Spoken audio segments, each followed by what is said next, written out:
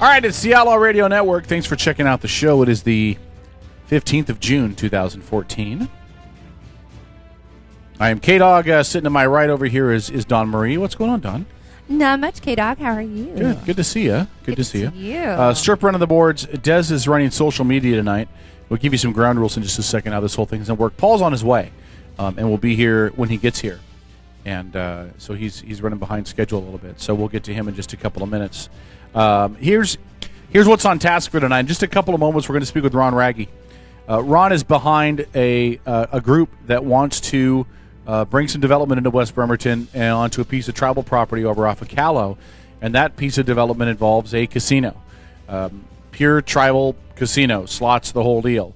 Now, we'll get out up front that I got a dog in the fight. It's my family's property, and this is so obviously this is pretty personal and something I'm behind and I'm backing. So as we have that interview, I'm ducking out. I'm not going to be an interviewer. I'm not going to lead the conversation. I'm essentially going to be like a third party to this whole thing. And if there's any questions that come through directed to the family as a whole, then I can answer those. But I really want to leave this in Don and Paul when he gets here into their capable hands to guide the conversation. We really want to get out all the facts about the project. I want people to make up their own minds on how they feel about the project, where they think it should go. Does it work for Bremerton? Whatever. But I want everybody to get all the facts first. Now, in the stuff that was on the Kitsap Sun's comments section, there's some confusion. So we're going to address some of that tonight. Again, I'm not using this radio show to push an agenda. I will give my opinions later, I'm sure. But the key part of this really is going to be, is when we bring Ron on in a minute, is going to be to get all the information out. Let everybody hear this. Now, I'm confident if you hear it, you're going to agree with me, but it doesn't mean you will. And some dissension's fine. We're all about talking and having a conversation on this show. Later in tonight's show, we're going to get into the breakdown of what's going on in Iraq. It'll be a very swift change from Casino Bremerton to Civil War in Iraq. Paul and I had some very spirited conversations throughout this week about the role that the U.S. and the president and American forces potentially should or could or should not play in what's going on in Iraq, specifically over the last 72 hours or so, but in general stuff that's been brewing for several months. So we'll get to that. There's a whole bunch of other stuff to talk about as well. We'll get back into Bo Bergdahl. He's the guy that walked away from the post in Afghanistan, got picked up by Al-Qaeda, held for 5 years, and poof, he's back. And so we'll talk about that. There's been some developments going on with that, and a whole bunch of other stuff. Troy will be in here later, and it's going to be a full show. I actually had something I wanted to add to SPU as well, because we talked about the SPU incident last week, and then we recently had something happen here in Bremerton that kind of coincides with what we were talking about last week. So be looking forward to touching bases on that as well. Okay, sounds good. So we'll talk about that as well. And my stall tactic has worked, as St. Paul, the voice of reason, has made his way into studio, and so we didn't have to start the interview without him. Although you're very dirty. I don't know what you were doing, but you are very dirty. Dirty boy. When he's on camera, we'll switch the seats as they normally would be when we go to our next commercial break. But Paul's very dirty. It's nice to see you dressed up for this show tonight. So grab your mic, put on a pair of headphones. You're going to want to hear our guest. How you doing, dirty boy? You look like you're eating crow. Wow. Is the mic hot? Yeah, the mic's hot. Oh, that's not what I thought you were going to say. Yeah, this mic is beautiful. Yeah. I'm looking at it. I'm going, wow, what a beautiful microphone. Yeah. Yeah. I don't want you tell us later what happened. I'm sure. All right. So as I said before, I'm going to turn it over to you guys. I'm going to be an impartial. I'm very partial. I'm going to be a quieter K-Dog in this interview, and that will not be. And Paul and Don will handle it as we go to the phone lines. And joining us is Ron Raggi with Gold Mountain Capital. They are the group that's behind the plans to bring a casino to the Callow stretch in West Bremerton, and we welcome Ron on the line. Ron, are you with us? All right, give me just a second. We'll get a little more. Ron, are you there?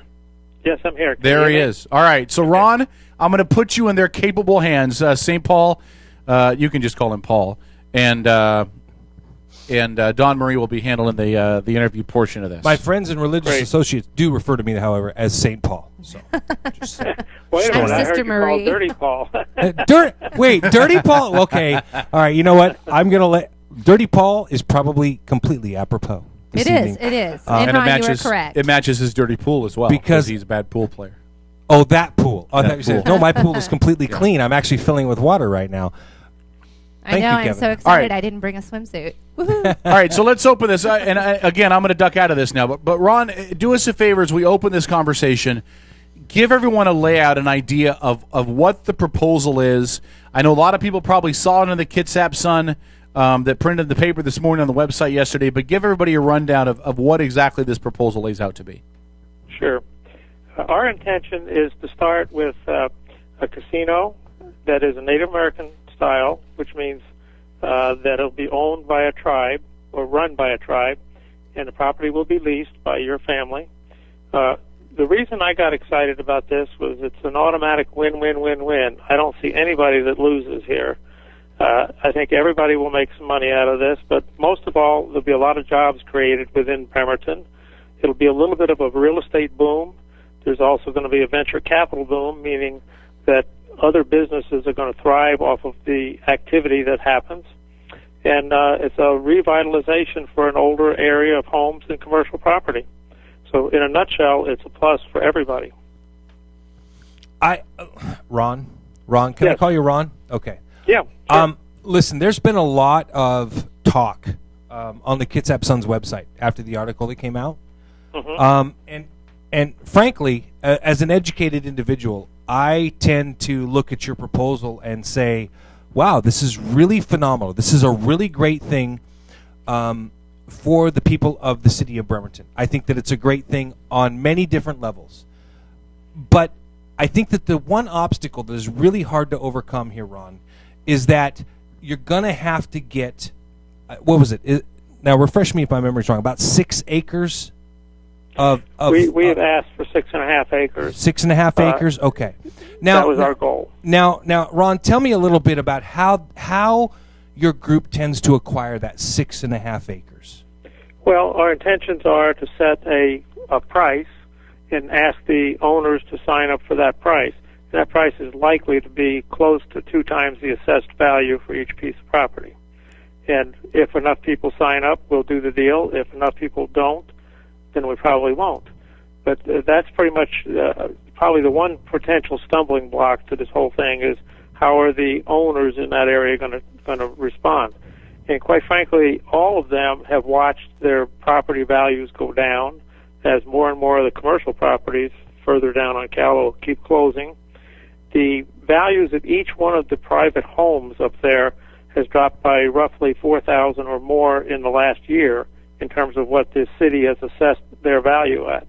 And so therefore, we feel like we're bailing out a lot of people in a situation that was pretty close to hopeless in a lot of ways. Well, Ron, I think you're completely right. And let me preface this by saying that I just came from a meeting with an individual that's running for Kitsap County Assessor's Office, okay? And what you just said kind of lays out a big problem within this metric, okay? We have a lot of people here in that area of Bremerton, and these are almost, could we call them distressed properties? Would that be a good way of putting it? Because many of them are, but not all of them. Right? And so with that in mind, you're saying that you're looking at making an offer that's almost 2 times their assessed tax value. Am I understanding you correctly? That is correct. That is correct. All right. So with that in mind, how is this not a good situation for anybody who owns a piece of property down in that area? I personally see it as an incredible win-win situation.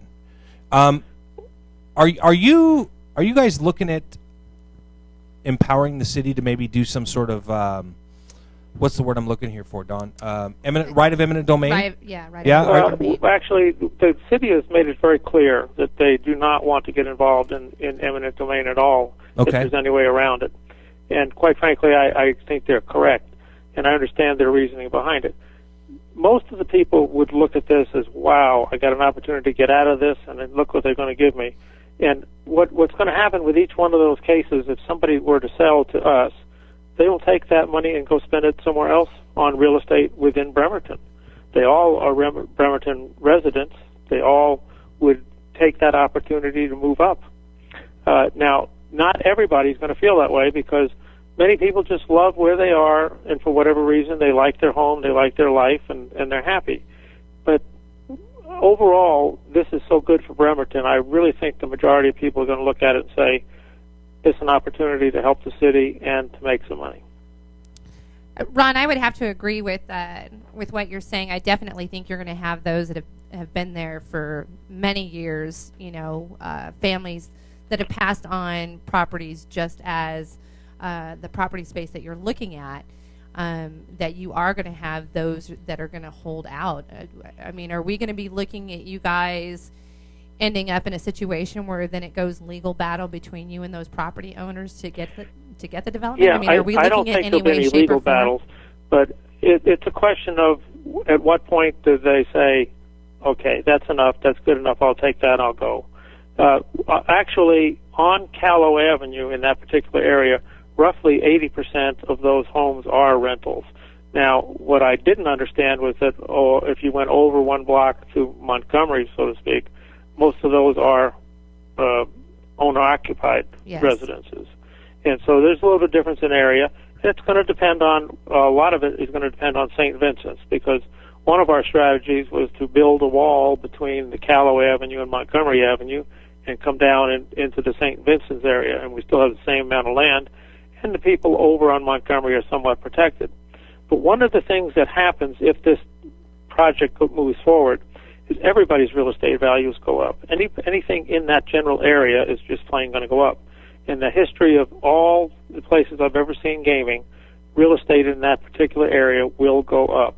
And a lot of it will be because there'll be over 200 employees hired, and those folks will want jobs and be close by if they possibly can. And there's going to be a demand to build other businesses nearby. There'll be hotels, motels, gas stations. 200 people will be getting an income that didn't before to buy cars, to buy this and to buy that. All the printers will do better, the flower shops, coffee kiosks, accounting professions, insurance, construction, real estate. Everybody's going to do better. Listen, for those of you out there that are listening to this show that don't have a really good grasp, like me, of economics, essentially what he's saying, don't you are look at me so and laugh. modest. Don't look at me and laugh. I'm trying to just throw this out there. It's important to understand that when you bring in a revenue-generating opportunity such as this, that everybody in the surrounding region benefits from it.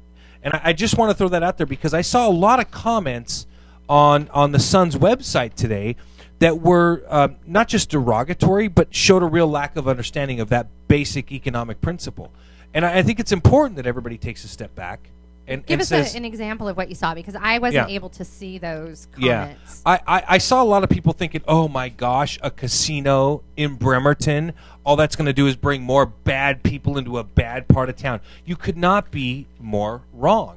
Again, a casino, a business like any other business, is going to secure its own site. They're going to employ people to build it. They're going to employ people to staff it. They're going to employ security measures to provide a level of security, a sense of security to surround that establishment.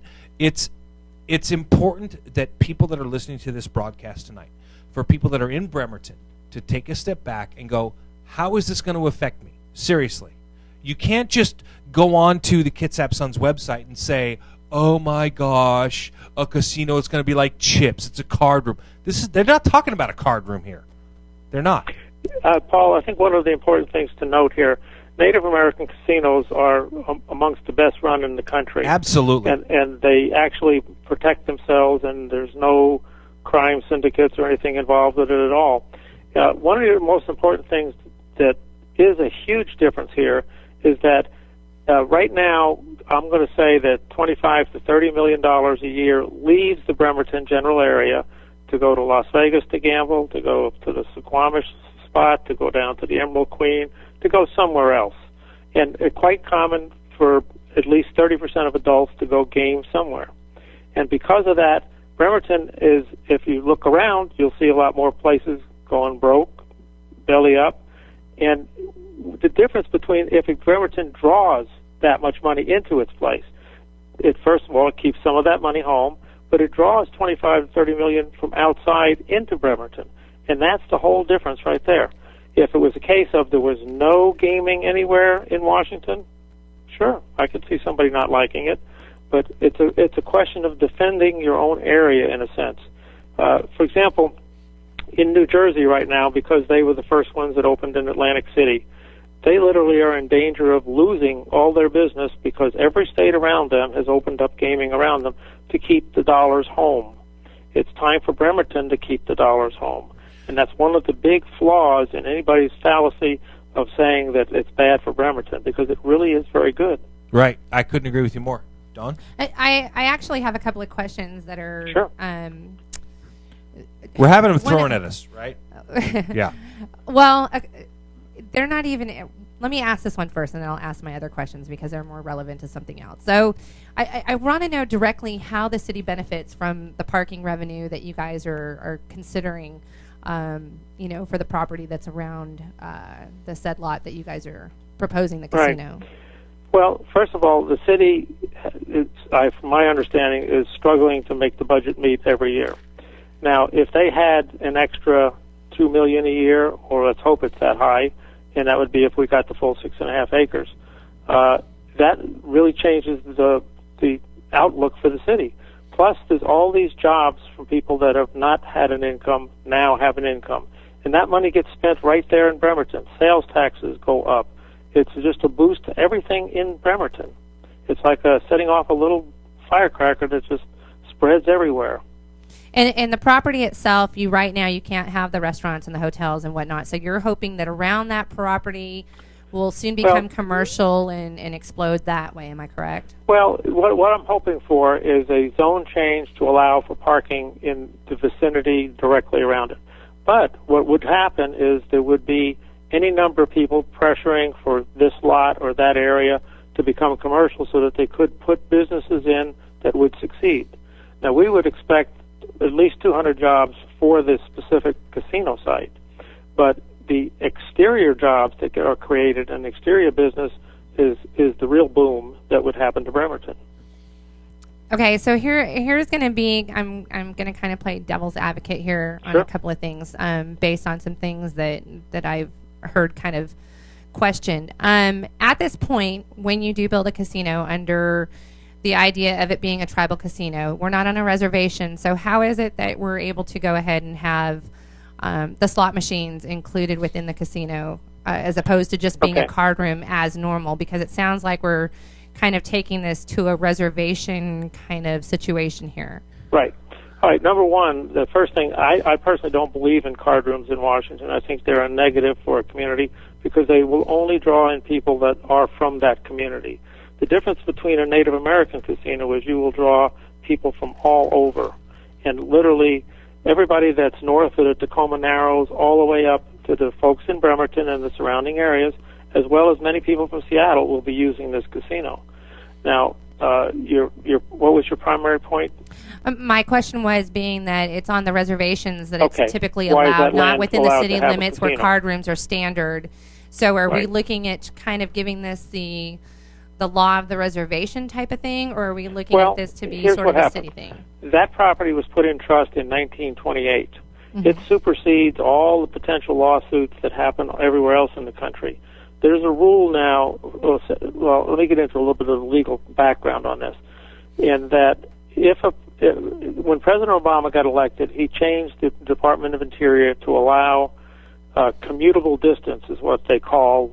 In other words, if there's a reservation that's kind of in the bushes or way off somewhere, as long as they find a site that's commutable distance, they're allowed to buy land, put it in trust, and build a casino.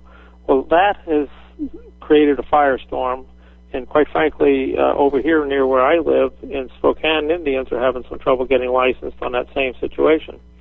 They've gone through everything, and now they're being held up partly because of neighboring properties complaining. This supersedes all that. This property has been in trust for so long that there will not be a claim of, wow, the neighbors don't like it. Unfortunately, the reality is that this was Indian country long before the city of Bremerton was built around it.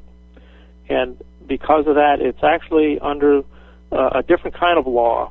And many people don't understand when they look at Washington law and they say, well, what is this over here? How can they have Indian land? What is their law? If you'll notice, the sidewalks stop when they get to there.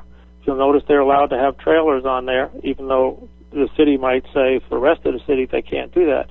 It's a very special piece of property. It's a very rare piece of property.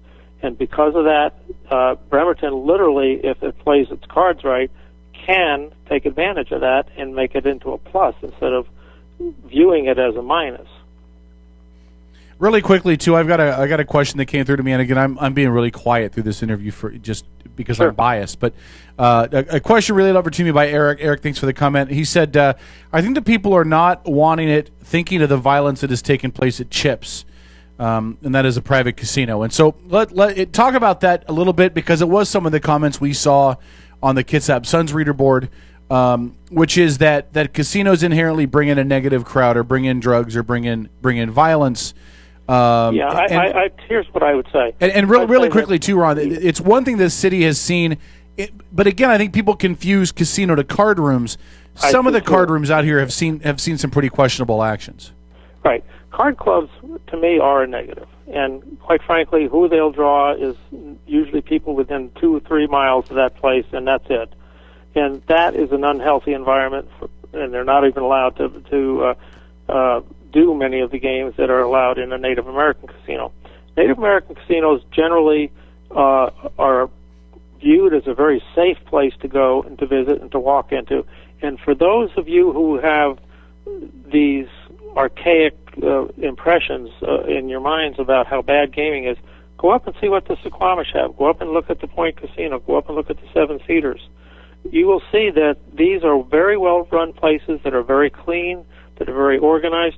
And one of the things you'll notice is that primarily the clientele is the elderly. People that are retired, that have plenty of money, they are bored. They say, what can I do today? What am I going to do? And quite often they go to casinos. There's a lot of entertainment value in a casino. And people generally will spend no more per hour than they would at a movie theater or going to a restaurant. It's not a bad thing. It's actually a very good thing. And trying to make any comparisons to what card rooms do compared to what a Native American casino does is like night and day. Kevin? No, again, I'm not. I just that was put over to me by. Sure. I would have to agree with that, because I think the card rooms come off as being a little bit more sketchy. Well, they do. You're right, Dawn. Yeah, I mean they do, and the ones that we've had here within Bremerton city limits have been pretty sketchy, location included. You know, with that being said, the upside of it is the fact that, you know, you guys are encouraging the city to get involved and do some different things around there, that you can change the environment that's around there already, which is less than desirable. I hope that doesn't just come call off it as what it is. The entire region down there, there's several blocks back there that are just not good. Just not good. No, it's not. And this is coming from somebody myself. I have a family piece of property off of Montgomery, not in the realm of what they're proposing to look to purchase, but I can sit here and look at it. I can look at the proposal. I can look at the idea, the concept, and say, all that's going to do is make my family's piece of property better off. Mm-hmm. It's going to increase the value of our family's property. Now you guys have you're looking at several different proposals, right? You're not just locked in and saying we want these 12 houses, for example, right? You guys have several proposals. We've actually drawn up 3 different plans that we presented in our marketing guide, and 2 of them require St. Vincent's to agree, and I'm not sure who do we even talk to yet, but tomorrow I'm going to search that out. One of the things we've done is, because we've been quiet on this matter until this weekend, when the paper put the article in, and now we're doing this show, and we wrote to the common area owners. And part of that is so that at one time we get public. Now we're free to talk to the Chamber of Commerce. We're free to talk to any other groups in the community, and we're allowed to open up and answer these questions that people have. And what we're trying to do by writing to the people in the community is to make sure that they're not going to sell to a real estate speculator that's going to make all the money instead of them. And we're trying to make sure that they have the opportunity to do this. Right. It's a delicate balance, right? Because if you put the information out too quick, somebody comes in, snatches it up in an attempt to make a quick profit, maybe on like a double close or something. Sure, I totally understand that. And really quickly, too, as you guys are talking about this, Strip is just going to run through the photos of the 3 different proposals. So as they come up on your screen, you'll see that there's an area outlined in red, which goes around and this is basically the 6-acre surrounding area that's part of that proposal. So if you didn't see it from the Sun's website, you can't see it now unless you have a subscription. But we'll show it to you here. And congratulations, Kitsap Sun. Caleb will just run that through as we continue the talk. Go ahead, guys. Great. Go ahead, Paul. Me? Okay, yeah, great. No problem at all here. Listen, I think that, is there anything that you can say to put the minds of the people that live in the surrounding areas at rest? Because it seems to me like a vast percentage of the individuals who were complaining about the idea of a casino going in on Callow Avenue, it seemed to be that they all had this perception that with the casino comes drugs, comes gang activity, comes violence, comes alcoholics, I don't know, maybe stumbling down the street corner. And listen, although I may, as an intelligent individual, find it preposterous, some people clearly think that that's exactly what a casino will bring to Callow Avenue. Now, mind you, for anybody listening to this show tonight, it's already there. Thank you, Don. Yes, that's exactly what I was going to say. It's already there. A casino will simply provide the measures necessary to control it and maybe push it away. But is there anything that you can say to maybe put people's minds at ease with regards to the security issues? Sure. First thing that they need to know is that every time that a Native American type casino gets put in, property values go up for an extended period around the property. That's number one. Number two is if there's concerns about that, they should go look and see what the Suquamish have done, look at the Point Casino, and look at Seven Cedars. Those are 3 very good examples of the progress that a community can make from having the revenue to spend on various things. One of the things that the worst cause of poverty in my mind is unemployment, the lack of being able to find a job. And I think K-Dog can tell you his son, for one, had to go all the way up to Suquamish to work at one of their places up there because he couldn't find work in Bremerton. Now, quite frankly, why don't we create those jobs in Bremerton and bring the revenues to Bremerton instead of keep shipping them over everywhere else?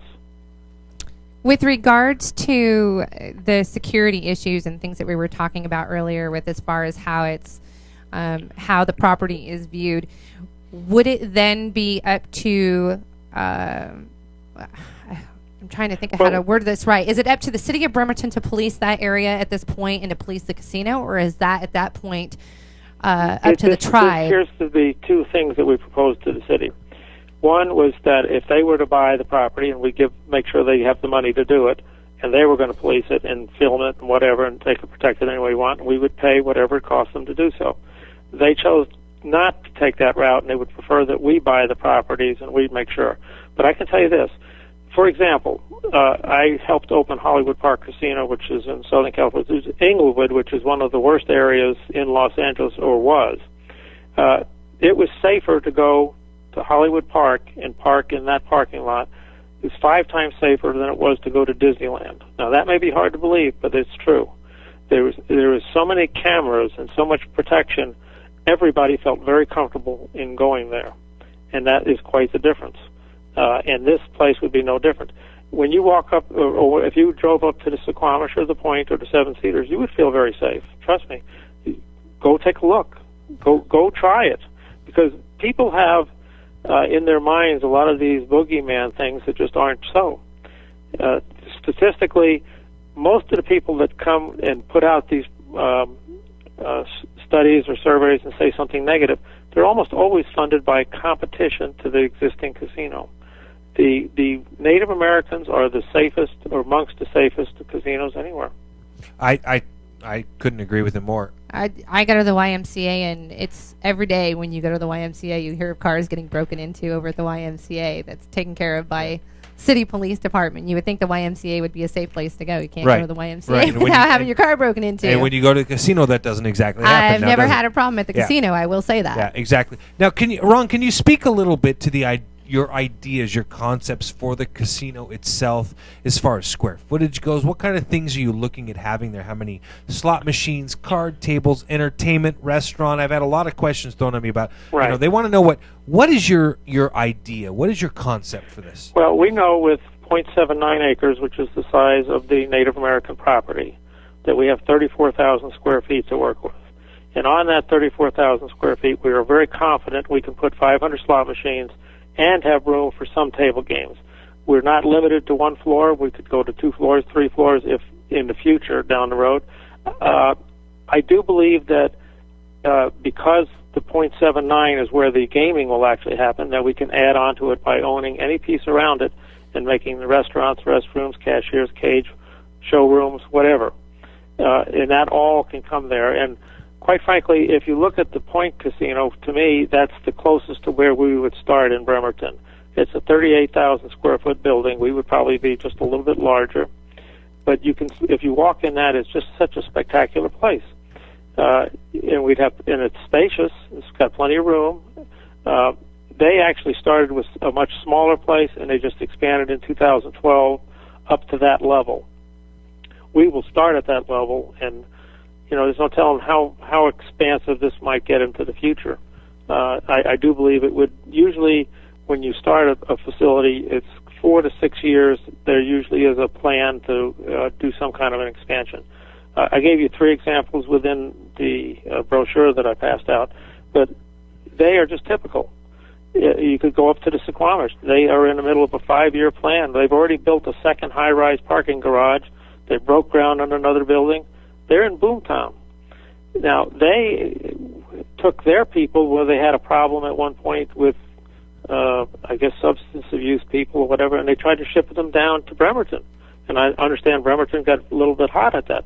Well, quite frankly, Bremerton has its chance to bring those revenues to itself instead of shipping the revenues somewhere else and collecting the leftovers from somewhere else. That's the bad part for Bremerton. Right, absolutely. Don? Ron, I do have a question. I know that I lived out down south for a little bit in Arkansas and Oklahoma, a lot of Choctaw Indian nation type casinos and stuff out there. Now, is it my understanding that the tribal Indians out here do not require you to be Indian to work in the facilities as they do out there? Yes, that is true. And you'll find that when people build a casino, a Native American casino, on a reservation, they tend to be much more homogeneous to the tribe. So they'll hire more internally from the tribe. But here we're dealing with a situation that's not exactly the same. So many of the jobs will go to the locals. Okay. Well, and let me expound on that just a little bit too, because if you take the overall of this, whatever tribe were to sign on, would be external. So even if it were, the closest one you're going to find is either Little Boston or Suquamish, which are 45 minutes away. This doesn't have the option of, well, let's just hire a bunch of the tribal members and employ them. You don't have that option. So if you're bringing in 200 jobs, give or take, it's not going to be from the family members. There's not 200 of us, so it has to be people in the greater community that are willing to drive and work there and qualified to do that job. So this is probably more beneficial to the local community for hiring, if only because they're not competing with tribal members that would have a preferential hiring if it were a casino at another larger reservation site, if that makes sense. So am I understanding? That's true, but let me say something else here. You're thinking in terms of what actually happens on the casino or at the site, but you've got to understand the print shop is going to be getting so much business from the casino, they're going to have to hire somebody. The car dealers, they're going to sell 200 cars because there's 200 employees there. It's an exponential thing that happens to a community because all the dollars come into that community and go out within that community. And that's the big thing that everybody needs to understand. So I have to ask this, Ron, because you guys brought it up. Now, am I to understand that or even does a local tribe have to sign on to this? Well, it will be somebody that's fairly close. There's no question that has to be. Now, I believe that what will happen there is there will be a tribe that is the tribe that literally owns the facilities, but there will be another one that does the financing, and we have several choices on the financing. So in other words, somebody will put up the money for the Native American tribe that does do it, and it most likely will be somebody from a Native American tribe. So essentially, let me back up and see if I understand, because you're looking at me like I'm looking at you. I'm thinking that what you're saying is, as of right now, it just does not have to be a tribe that puts up the money, but somebody can finance for the tribe itself? It doesn't have to be, but it usually is. In this case, it will be. Okay. I can tell you we have 3 sources, and they're all tribal. So you have sources, you have investors that are ready to put up the money? The money is not the problem, provided the opportunity looks right. Okay, got you on, and it should. Got you on that one. But you had said now, and I don't mean to play hardball with you, but it's imperative that I do. You've said that you're talking about a tribe that will sign on to this. So am I to understand that no tribe has yet signed on to this? That is correct. Okay. Because we really haven't offered it. I believe our next major publicity will be the tribe and the financiers. And following that, there will be an offer sent out to the property owners that if they all wish to join in, fine. If they choose to stick with the status quo, then we can't help that. Right. And what kind of reaction are you getting locally so far? Well, so far, open mind, certainly from the city, all the public officials. We've gotten neither a yes nor a no from anybody. And they all say, give us the facts, let us learn, and then we'll decide. And they all want to see how does the community feel about it. And quite frankly, I know we have a lot of work to do because obviously if you've seen a lot of negative comments, I do believe a lot of the comments will change with education. Exactly. I think that people realize, for example, if anybody was negative right now, and if they would go up and look at what the Suquamish are doing, they'd say, oh boy, wow, we could have this in Bremerton, they would like it. Now, and the same with the Point, and the same with the Seven Cedars. Sure. I mean, these places are helping people. The net result is the communities are thriving off of what's happening. Bremerton has the opportunity to take what to me looks like a tough situation and turn it into a major plus. Now, Ron, let me ask you this because this is a question that's being thrown at us from the folks out in the audience. Sure. Land swap. Please explain what they mean by that, and what are the chances of that happening? None, and here's why. First of all, the property, this 0.79 acres, the reason it is so valuable, especially to Bremerton, is because it can withstand all of the challenges legally that would happen to a normal location. Now, if what many city officials have suggested was, well, can we swap some of this for something downtown and put the casino downtown? Well, once you go to downtown, you're into the card club realm. You're not into the Native American casino. You would be dealing with a piece of property where any neighbor could put it in court and tie it up and stop it. Where we are now, it cannot happen. It is somewhat bulletproof to a lot of the lawsuits that happen nationally. Right. Don? And there is an extended period of time on that if they were to try and do a land swap, right? There's like 6 or something years. Well, a minimum of 6 years. To tie it quite up. Frankly, the federal government even has kind of backed off of in fact, a lot of the things that go into trust now, they make you say, well, and this is not for casino purposes. This piece of property is somewhat bulletproof from a lot of those time limits. Right. Now, next question that was been brought up by our audience was, are you guys willing to have a community town hall, if you will, to meet with residents and answer questions? Yes, but now you got to remember, this is our first foray into the public. We've got the newspaper article that came out. We've got this radio station, and we've written to the local owners. From here, the next step is for us to nail down the tribe and the financing, and that should happen within probably 30 days, I'm going to guess. And then from there, we'll set up some community meetings. For example, the Planning Commission they're got to be saying, what is this? You know, we have not talked to them. I'd like to mail them a full brochure that we have and a lot of the paraphernalia. They don't have a meeting until July 15th. They've canceled the June and the August, so it's a very critical meeting in July 15th. And so we will present to them, certainly.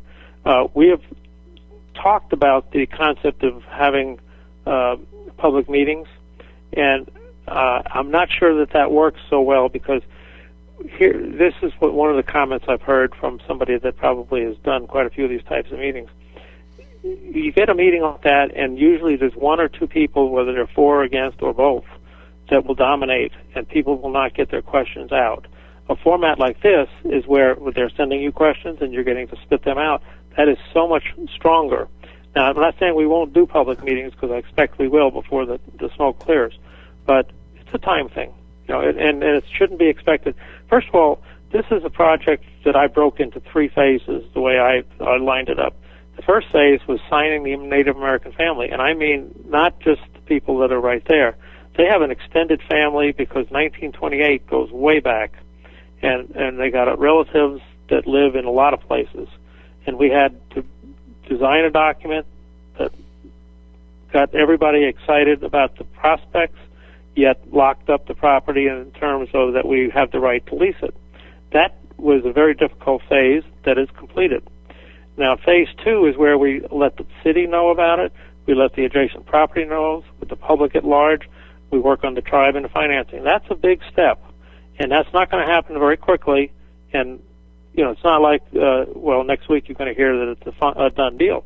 This is going to take another year or more. Even the zone change, the comprehensive plan that the city has is changing in early 2016, I believe. And so we have a lot of time to go through to get that zone change happening, if we have the property owners agreed that they'd like to cash in and take the money. And then the third phase is going to be the regulatory phase, where we have the state and the federal government have to okay this. This is not a local card club thing. This is not a local ordinance. This is a major production that's liable to hit Bremerton, and it will boost the economy in ways that people have not dreamed of. Immensely. Yeah, go ahead, Don.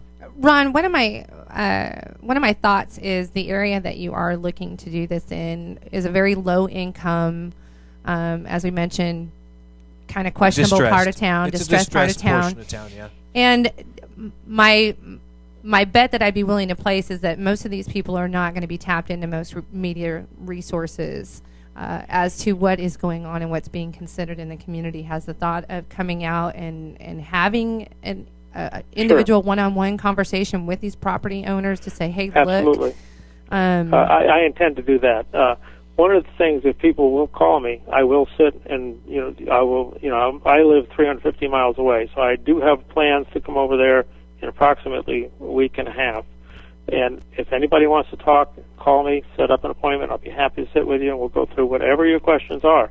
And I do want to reach each of the property owners there. Obviously, what we did is took the tax rolls and wrote to the people that are the owners of the property. We didn't talk to people that live in a rental, so to speak. But if you own your property, you should have gotten mail, or you should get it tomorrow at the latest. That was mailed either Thursday or Friday from here, and it's only 350 miles, so it should be there either now or certainly by Monday. But we'd be happy to talk to anybody. And there will be, at some point, a meeting that will probably be the property owners specifically affected, or, right in that one area. And then we'll probably get to the public meetings later on. I don't even know. At this point, I think everything has pretty much been laid out. I feel fairly comfortable having heard what Ron has to say. I got a good understanding of it. Kevin, you?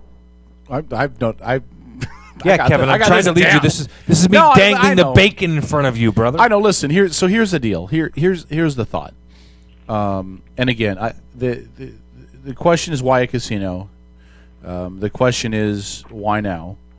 And the only thing I'll say is, and this is my opinion, I won't even speak for the whole family on this, but my opinion is, if you look at what is West Bremerton, and you accept the fact that there are not enough jobs, the economy of West Bremerton is faltering. If you get more than, let's say, 6 square miles around from the ferry terminal, there's a definite need to do something different. So if you look at West Bremerton and say, well, we got to do something to fix where we're at, we have to change something. Well, you have to change something. And if the casino project is the right project, then you're going to have to change things. But it makes sense. There's nothing Bremerton can do to suddenly attract new businesses and create new jobs that they haven't already tried to do, and none of those have worked. If this is the right plan, then you start with the idea of how do we rezone, what do we do to help, how does this increase business and jobs and tax revenue, and the $2 million or so that Ron mentioned before in regard to the parking. All of that funnels back into the city, and a city that, listen, a year and a half ago was talking about, we may just jack up the cost of license tabs, even though the city just voted it down. This is the kind of money that closes the gap, and frankly, the kind of money the city of Bremerton needs. Okay, all right. I Kevin, just think that's it makes nice. sense. Listen, hey, you asked. I've been quiet for an hour. Listen, again. I mean, I understand the dancing around the issues here, but let's be completely honest and frank here. And Ron, I do not mean to step on toes here when I say this, but again, I've been briefed on this, and we've had this conversation, Ron, and I have to say that Kevin says, why a casino and why now? Well, let's start with your first question. Why a casino? Here's a better question. Why not a casino? Because we all know, with any level of education, what kind of economic good comes from a casino. We understand what kinds of tax revenue comes from it. We understand what kind of revenue comes from the employees that are going to be there. We understand that their purchasing power and what it's going to be in the local community. And you say, why now? Well, why not now? The economy is terrible right now. I hate to be the bearer of bad news and point it out to everybody.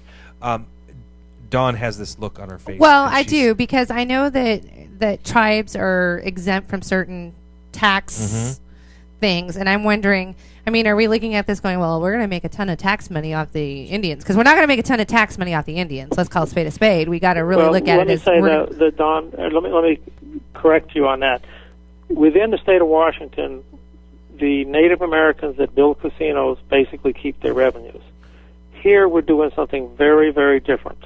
Mm-hmm. We are saying, City of Bremerton, we want you to earn this money right now for letting us change the zoning in this area and to be able to construct our casino. All right, Ron, let me cut you. Hold on, Ron. Can we construct one on this 0.79 acres? It's right. About the area around. Ron, let me cut you there for half a second, because I want to make sure there's no misunderstanding here. The city of Bremerton is running at a deficit, okay? To my last known understanding, it was right around $2 million a year. Am I correct on that, Kevin? That's... just ballpark.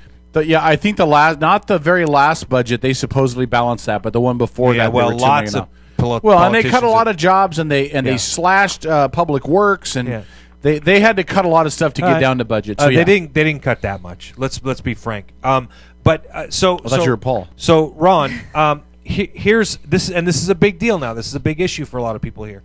If let's say this, whatever the city's running at as far as a deficit goes, what kind of money are just a ballpark estimate are you looking at putting back into the community of the city of Bremerton?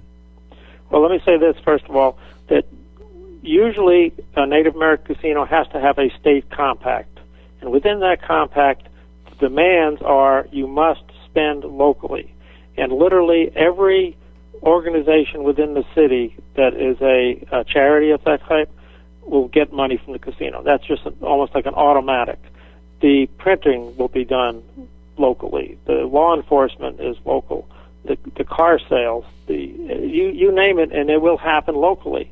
And if possible, to do the construction equipment locally. All the people they hired to build the place will be locals.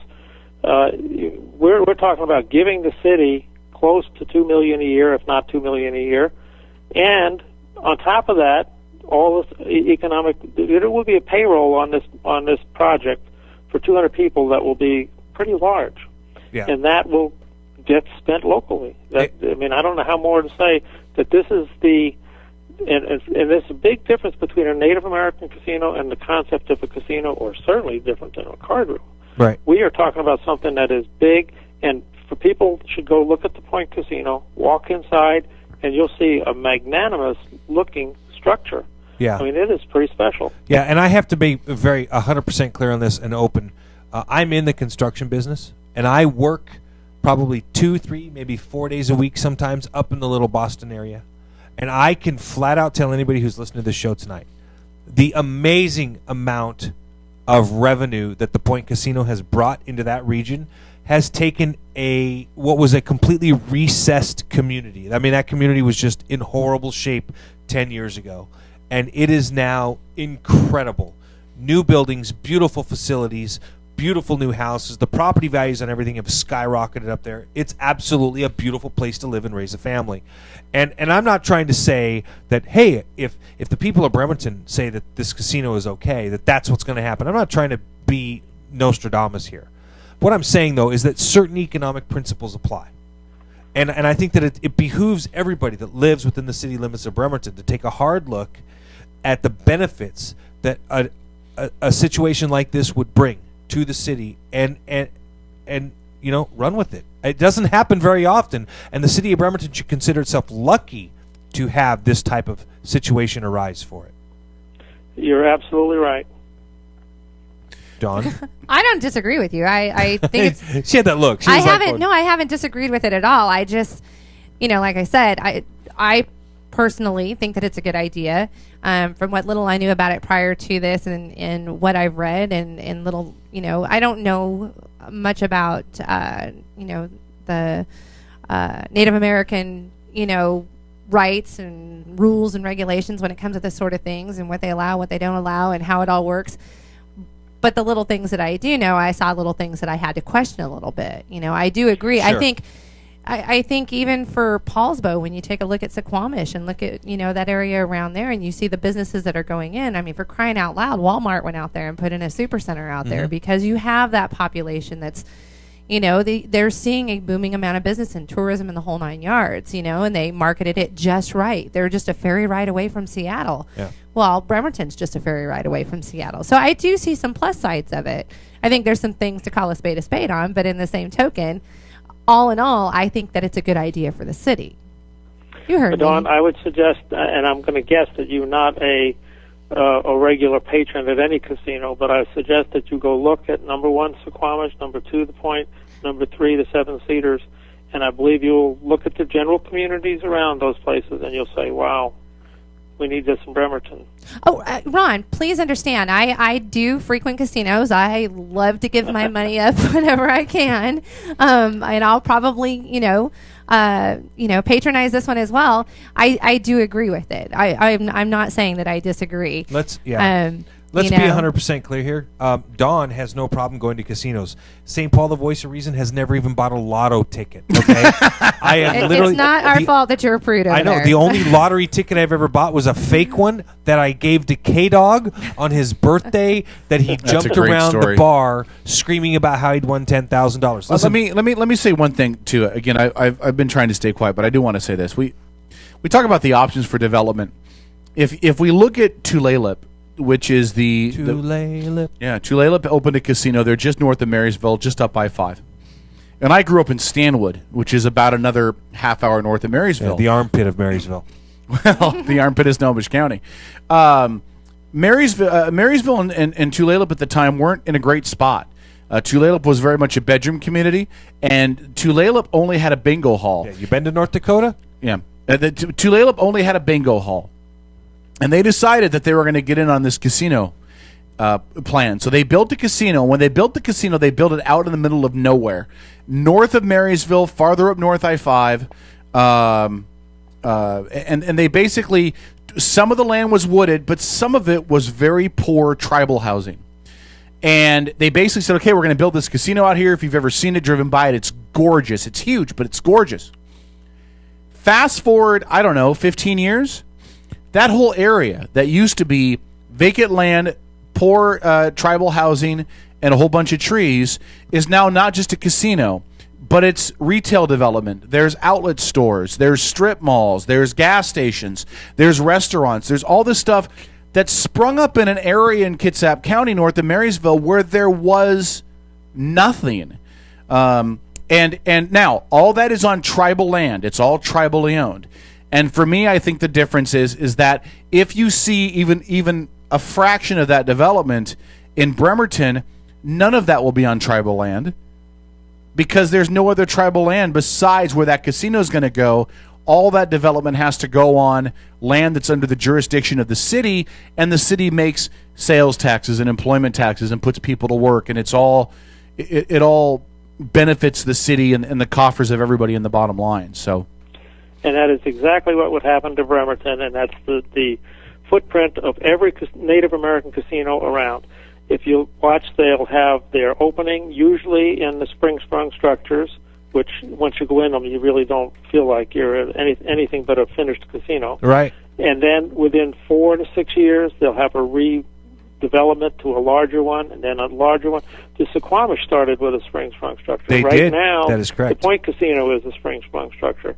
But they've started small and grew, and Bremerton has the chance to do the same. And listen, let's be honest, the demographics in Bremerton are amazing. I mean, you have Puget Sound Naval Shipyard. You have a large number of retired military and federal employees with a huge disposable income.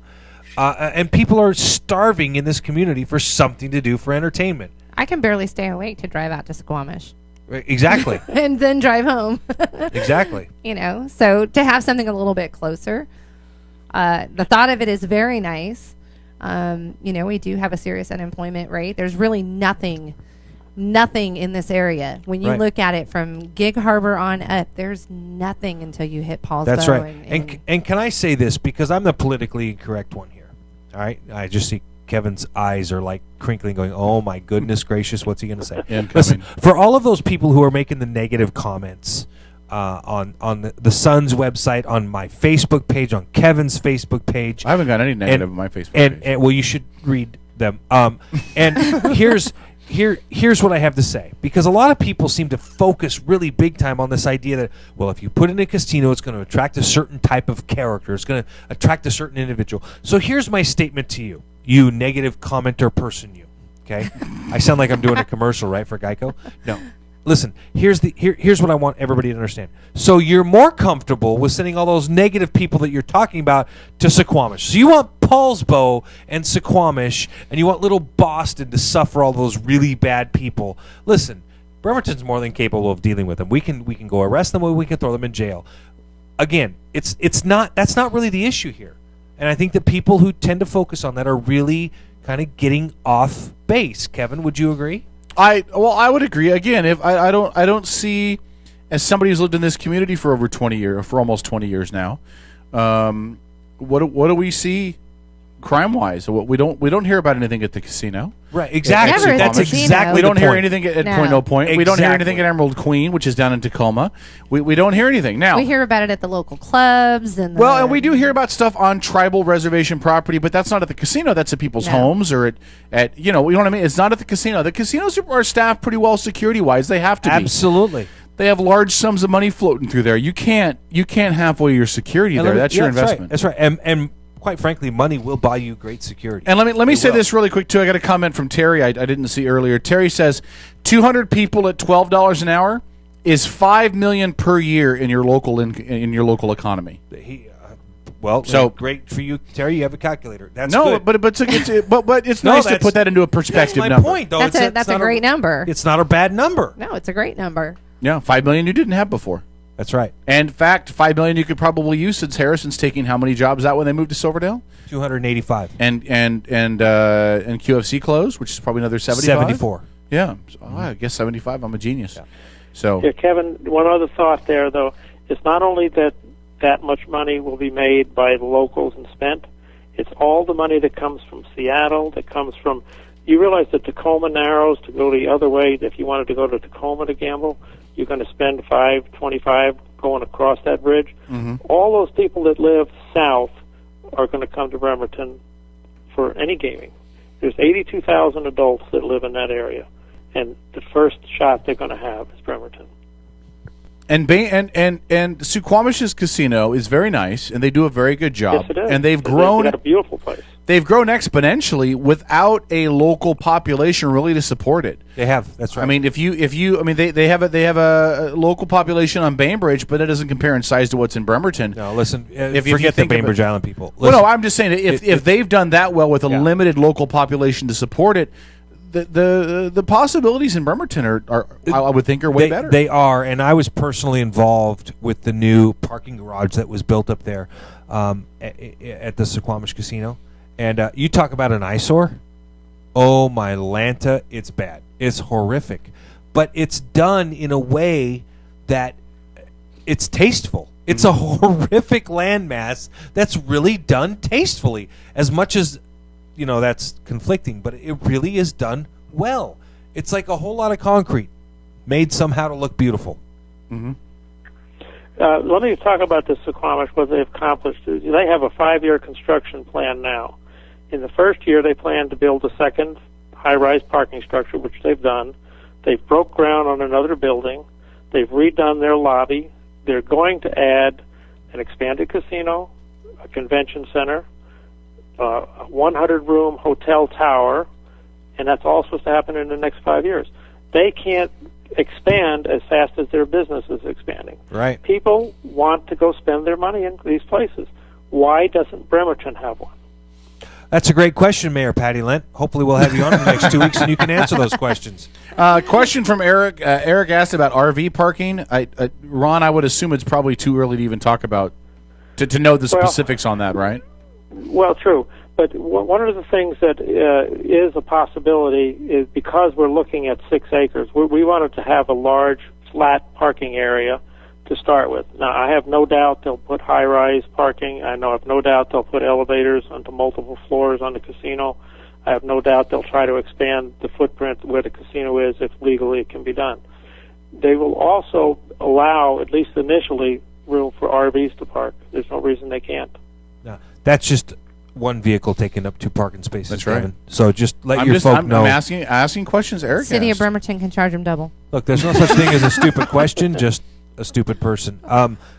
Again, it's a great question, actually. Yeah, but, Ron, let's do this. Any parting shots? Any parting comments about the project? Anything that you think hasn't been covered that you want to cover? No, I feel pretty bad that there's a lot of negative comments, and I feel like they're in a large part uneducated comments. Thank you. Because people that would bother to go to look at those 3 casinos I mentioned up north, they will not come back with an impression, oh, this is a bad area, oh, this is bad, there's something wrong happening here. They're going to come back with, wow, this is really a great thing. Why aren't we doing it in Bremerton? Ron, you're 100% correct on that. And listen, again, the 30 or so negative comments are clearly trumped by the 30-plus thousand people who felt okay enough with it to not make a comment. Again, it's that silent majority where the power lies, especially in this community. Again, it's just a wonderful community, a wonderful peninsula, lots of retirees, lots of military personnel. Kevin? Here's a comment from Josh I just got through. People are already paying money to take the ferry from Seattle. If they're willing to pay with no real tourist attractions, imagine how many more will come with a casino. Well, yeah. Absolutely. Absolutely. Listen, we have people in Bremerton that are so out there that they will go buy a ferry ticket to ride the ferry to Seattle, then get on the ferry and ride it to Suquamish, or, Bainbridge Island, and then hop on a bus or catch a taxi because it's closer. I mean, for gosh sakes, listen, so people aren't the brightest stars in the sky, and that's fine. So, Ron, we really appreciate your time, sir. Thank you very much. Well, thank you very much for having me. I do appreciate the opportunity to explain our concept. Well, I think you've done a great job of that, Ron. Thank you, Ron. Hey, we'll talk soon. We'll have you on again as more stuff comes out, and thanks for taking the time on a Sunday, man. Thank you, Ron. Look it was a forward to pleasure. it. Thank you. Absolute Bye-bye. pleasure. All right, so there goes Ron, and thanks again for him coming on. By the way, go ahead, talk about knowledgeable. He was not an individual who came on air with us and just tried to float stuff by us. We hit him with some hard questions. We were very open, very honest, and so was he. So I can't say enough about the level of reality that he brought to the conversation. I really appreciated it. Well, one of the things that got mentioned by Terry just sent this over to me. This will benefit the Bremerton School District in so many ways. And when you hear a comment like that, you think, well, how's that going to happen? But again, if you take the city as a whole. Well, if you take a tribe like Tulalip again, or Suquamish. Suquamish has a process in place where you go to the casino, you fill out a form, you say, we are a nonprofit, we need X, Y, and Z for X, Y, and Z. And if it's a valid request, they're most likely going to give you the money. So when you're the Bremerton High School football team and you need money to help some of your poorer students that can't afford to pay the fees to play, and they need cleats and jerseys, you go back to this casino with the request, and there's your check. Kevin, that is a brilliant analogy to make, because again, anywhere you go in Kitsap County, anywhere, and you see a festival or you see a parade or you see a large public gathering, I guarantee you there's not a single one in Kitsap County you can go to and not see somewhere a banner, a booth, or something representing the Suquamish tribe and their casino, because they put money into everything. Yep, they do, especially everywhere up north, you go. Everything. It's all over the county. Yeah. And Josh sent me a message that says, not to mention whatever law enforcement the casino pays for our city. Pays for whatever law enforcement is required, the city will then have for priorities elsewhere in the city. Yeah. So as Ron mentioned, if there is additional costs that come with policing the property, that's going to be paid for by the casino. That's right. But if that's an extra 5 officers, and there is an issue downtown, you've got 5 more officers from the city that can go that are on staff. That's a brilliant comment, because, and I want to point this out to everybody. If the casino foots the bill for an extra 5 officers, and you only need 1 at the casino, that's 4 extra officers on the streets of your city. Yeah, and again, we don't know if it's 4 or 5 or 10 or whatever. We're just throwing that out as just this overhead idea.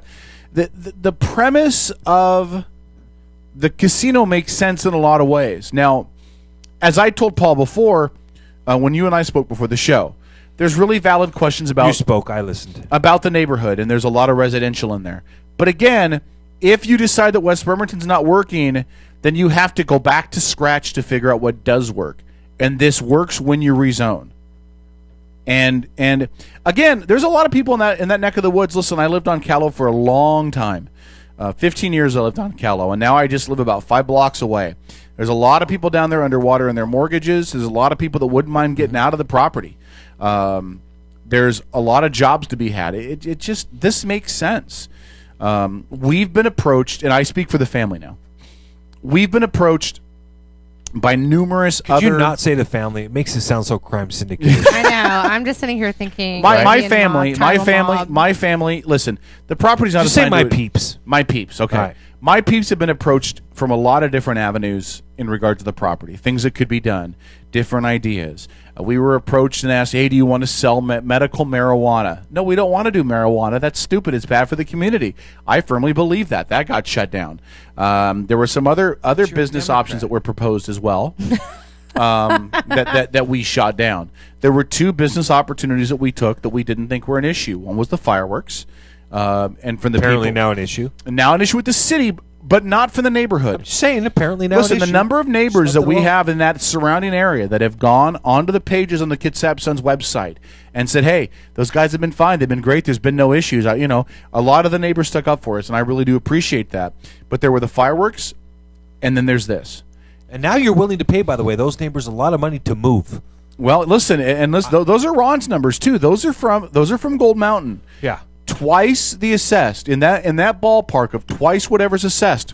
That's huge. Now my house, right of eminent domain, by the way, allows you to paid the assessed value plus 10%. So that's a huge. You're talking 200% plus 110%. That's a huge difference. Yeah. So on top of the battle that it takes to get you out at that point. Well, but there's no battle. Listen, Don. If your house was worth $200,000, and somebody comes to you and says, "I'll pay you $400,000 to move," dude, I will pack up just my purse. You see what I'm saying, right? And I will walk out the door. That redefines a win-win deal for everybody in this situation. But there are going to be those people that are going to stand their ground. They're not going to. They're going to say, this is where I grew up. This is my community. Yeah. They're going to stand their ground. And my point being about the we call them Polish eminent Jews. rights.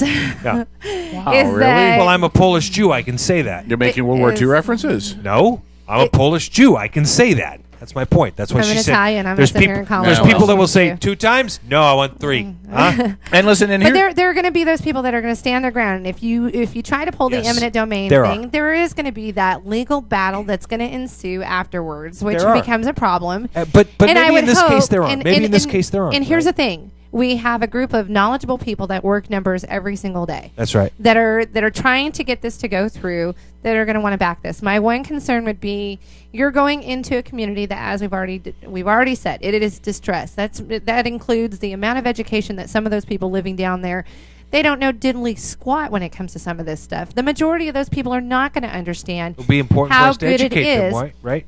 It will be important for us to educate, but honestly and fairly. Obviously, fairly is what they want to do.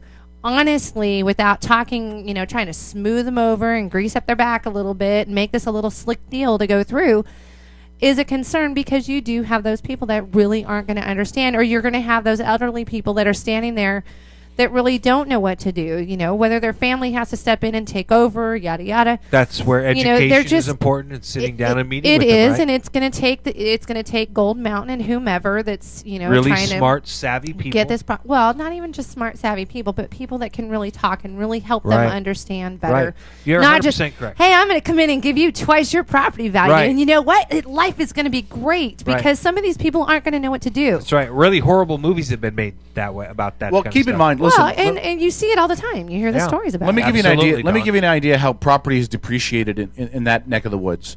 I live on 5 blocks away. I'm not in the area that that would be purchased up. I'm outside of that. When I purchased my home in December of 2007, I purchased it for $217. Now, that would have been a real serious conflict of interest, by the way. It would have been. It would have been. No, I don't think it would have been. I mean, it's my parents have a piece of property right next to that one. They're going to be right in the path. But again, it's in the path. When I purchased the property, it was $217. It was valued at $235. I got it for less than it was appraised at. When I got my appraisal paperwork this year for the property, it is down to $160. By the way, vote Phil Cook, Kitsap County Assessor. Okay, So I've gone from $240, which was the assess, $239 was the assess when I Right. purchased it, down to $160. Now my home that was financed at $239, financed for $217 plus all the bells and whistles, I could, if I was in the footprint, turn around and sell that for $320. yeah. That's what we're talking about. We're talking about. Then you can walk out and buy a brand new piece of property and put $100,000 down. Yeah, on exactly, because I would have made $100 in that That's right. scenario. And I'd lower make your mortgage $100,000. payment by 50%. Or $100,000 in some places will buy you property outright. That's right. That's right. I mean, if you get out of downtown, $100,000 will buy you a home outright. Again, basic economics. And I understand that some people on the Kitsap Sun's website are not intelligent enough to understand that. And I get that. And I'm not trying to say that I have a problem with you, but stupidity should not be passed along genetically. You have to take a serious step back, crack a book on occasion. You can't insult Do a people li- that don't agree with you. No, I absolutely can. It's my right. You also have to have it to where all the facts are printed out so that they I'm being very actually pragmatic. understand. Well, do I have to print the facts out for them Well, in extra large, double-sized letters? Some So of that the extra facts would have been nice to see in that article. Would- Some of the important the article, numbers first of all, the and article stuff. was written by the Kitsap Sun, which in and of itself means that it's generally baloney. Therein lies your problem with the it's comments. not my problem. Therein It's not lies my the problem problem. with the comments No, that followed online. You're well, no, my problem's with the Kitsap Sun because they printed an article that was bereft of reality. It focused on I felt that the article was completely slanted, by the way. I felt that the article was designed, and by the way, can I just say this? Yeah. Who You're threw gonna them the anyways. freaking article? Where did they get the information? Did somebody at the Kitsap Sun wake up one morning and say, I'm going to call person A, and I'm going to go ahead and just call them and see what they have to say about nothing because I don't know what I'm talking about, right? Or did somebody call them up at the Kitsap Sun and say, you need to talk to person A because B, C, and D is about to occur at location D, E, and F? And the crowd goes I'm not even silent. sure what you're talking about. Oh, would you like me to be a little bit more... Comment from Terry really quick. She said the income of increasing population and property taxes will benefit the school districts alone. She's and right. Bremerton School District needs it. We lose kids to CK every year. See, Terry And then she has did a the math. basic understanding of economics. And then she did the math and told me I lost $40,000 on my house. I'm well aware, but thanks for reminding me. Josh says if you listen to a scanner at night, you'll hear the casino calling in drunk drivers that refuse to take the cab home. They know that being responsible makes them a good neighbor. Could you imagine a shuttle from Gold Mountain Golf Course to the casino every day? No, because that's a long way to go. But the Gold Mountain Golf Course, listen, is run by the city of Bremerton. Golf is what? It's a sport. It's an entertainment activity, is it not?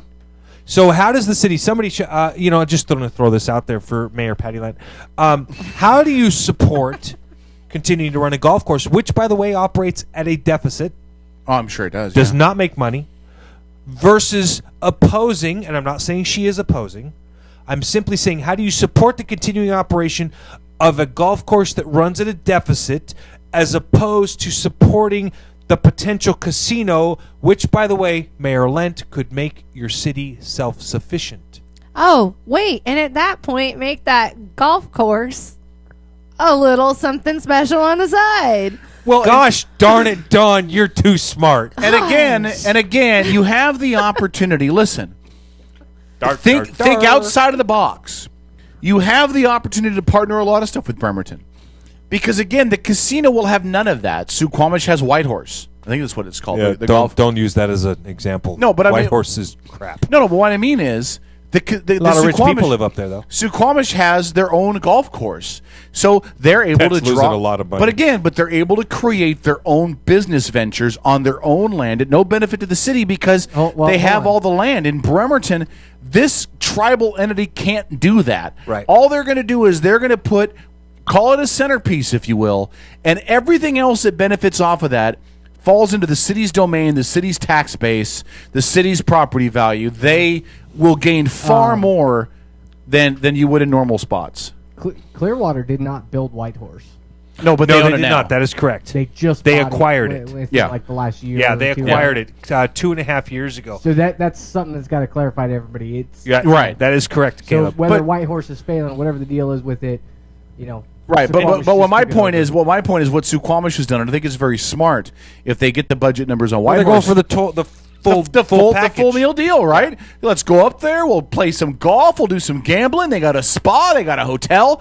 All of those things benefit the bottom line for Suquamish's bottom line. Right. And this project, the only thing that benefits the bottom line for the casino is the casino and all the other stuff. If the city allows hotels, the city allows other businesses, that goes back into the city's pockets. You have to assume, because of the business model that is used at tribal casinos, that the casino will put an immense amount of money back into local businesses and partnerships.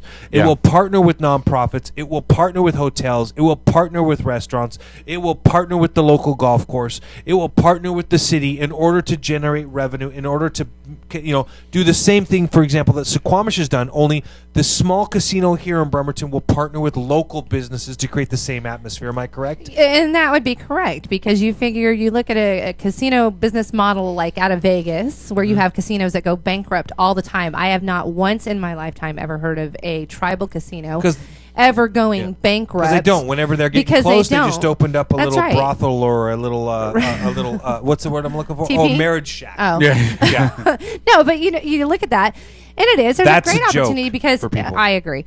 It was a joke. You have the location, number one, for this idea and this proposal. This location is perfect. I mean, we're looking to do things. We talk about things all the time about we struggle.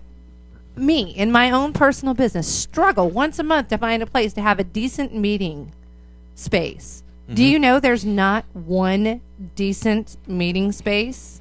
With the exception of the convention center, which would cost me an arm and a leg. Right. Hey, Mayor Len, pay attention. There's not. Right. So now somebody suggested, well, you look at the Oyster Bay because they're doing a $2 million renovation. Have you been to the Oyster Bay in their $2 million renovation? Nobody's been to the Oyster Bay. Exactly, and it smells like people died in there. I was in there last week. I'm not kidding. Dawn, based on what walked out the Yeah. door. This can't hurt in the sense of where the location is at and what you have going for it. And you have communities like Port Orchard, Belfair, and whatnot that you funnel things out to. We have local wineries. We have local mom and pop businesses that are definitely going to benefit from this. Mm-hmm. Well, and keep in mind, too, that as he talked about earlier, the compact requires they do business locally. Correct. So it isn't even as though they have the choice where they could say, well, we're going to get signs made. Let's contract out to a company back east because we can get a better price. The compact says they have to do business locally, which means they're not going to New York. They're going to Signtown on Kitsap Way. Right. And if you if you take that in every facet of the business that as it's being done, the compact governs that. They don't have a choice. That's right. And I think that this is the spider web effect of a project like this that people don't think about. They think about, a casino. Especially the people that post on the Kids App Sons website, because the Kids App Sons article failed to deliver the entirety of the information. I'm sorry, what? Well, listen, and here's one thing that really made me giggle when I wrote it on the website.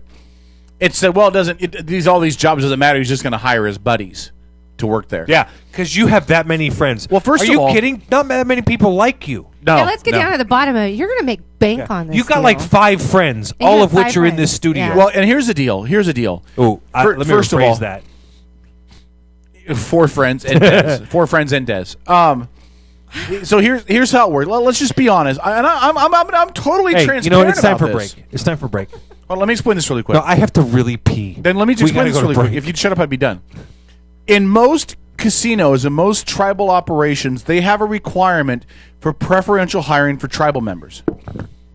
You're leaving anyway? I got to explode. Okay, go explode. You keep Goodbye. talking. I'm going to go pee. I will. Go ahead. We got this. So most casinos, for example, if I was a Suquamish member and I applied at Suquamish as you're hunched over as you leave the room. Are you really wearing a cowboy belt with your baseball pants? He is, because he's an idiot. So if you were a Suquamish tribal member, you applied for a job at the casino, you were equally rated with somebody else who was not, you would automatically have preferential hiring because you're a member of the tribe.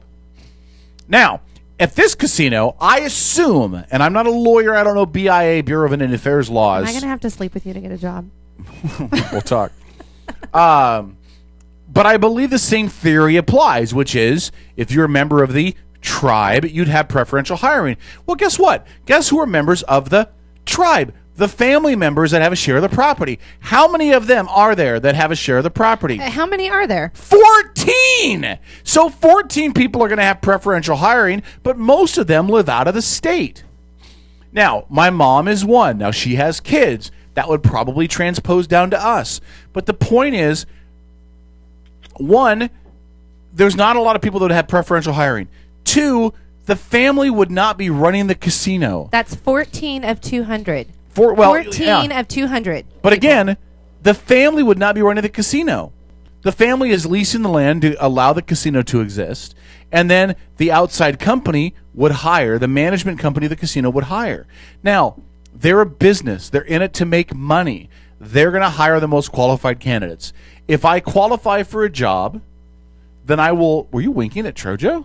I was. That is strangely bizarre. All the time. If they qualify to work there, then they're going to be able to get a job. The casino management company does not want to hire somebody that is not qualified to do the job. It doesn't make sense. So the argument that we're going to hire our buddies, I won't even have a say in who gets hired.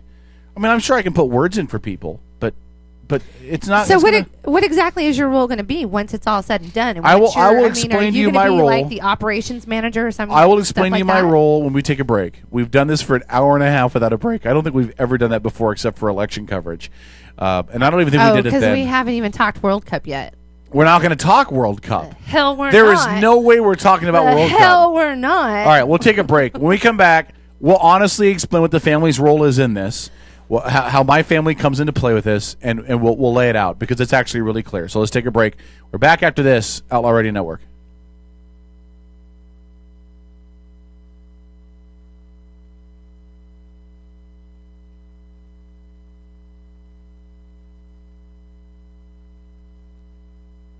You can email me anytime at kdog@outlawradionetwork.com. We'll even read some of your emails live on the air during the show. And as always, we invite you to check out that show every Sunday night from 7 to 11 p.m. on our website, outlawradionetwork.com. You can also download our weekly podcast on the website or visit the iTunes Music Store and download it there for free as well. More of the Outlaw Radio Network after this. The Kitsap Humane Society is an independent nonprofit committed to providing positive, life-changing solutions to people and companion animals. Our vision is that every adoptable animal has a home. In 2010, we rehomed 4,111 pets. For more information on our programs, services, and animals available for adoption, visit us on the web at kitsap-humane.org. Kitsap Humane Society. Rescue, rehabilitate, rehome. Brothers Power Sports has been a locally owned family business in Bremerton since 1949. From new and pre-owned motorcycles, ATVs, scooters, boats, and watercraft, to parts and service and apparel. Brothers Power Sports is committed to being your source for all your motorsports needs, and they're a proud sponsor of the Habitat for Humanity of Kitsap County. Brothers Power Sports, 5205 First Street in Bremerton, and online at brotherspowersports.com. Stop in and feel the difference at Brothers Power Sports in Bremerton.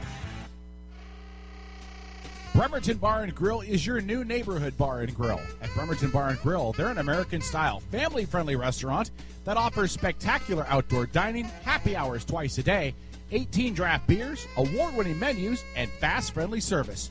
Need space for a private party? Reserve the Brad Johnson Private Dining Room and dine in a real bank vault. Bremerton Bar and Grill, 190 Pacific Avenue, right across the street from the ferry terminal in downtown Bremerton. Coinforce.com is your headquarters for superior quality challenge coins, proudly serving military and non-military customers worldwide. Located near the main gate of McCord Air Force Base and close to Fort Lewis, Coinforce.com is owned and operated by retired military veterans. Coinforce.com understands your needs and are proud to continue serving the military community in our own special way. For an undisputed best value, extreme quality, and superior customer service, when you are looking for the world's largest selection of challenge coins, visit Coinforce.com, owned and operated by retired military veterans.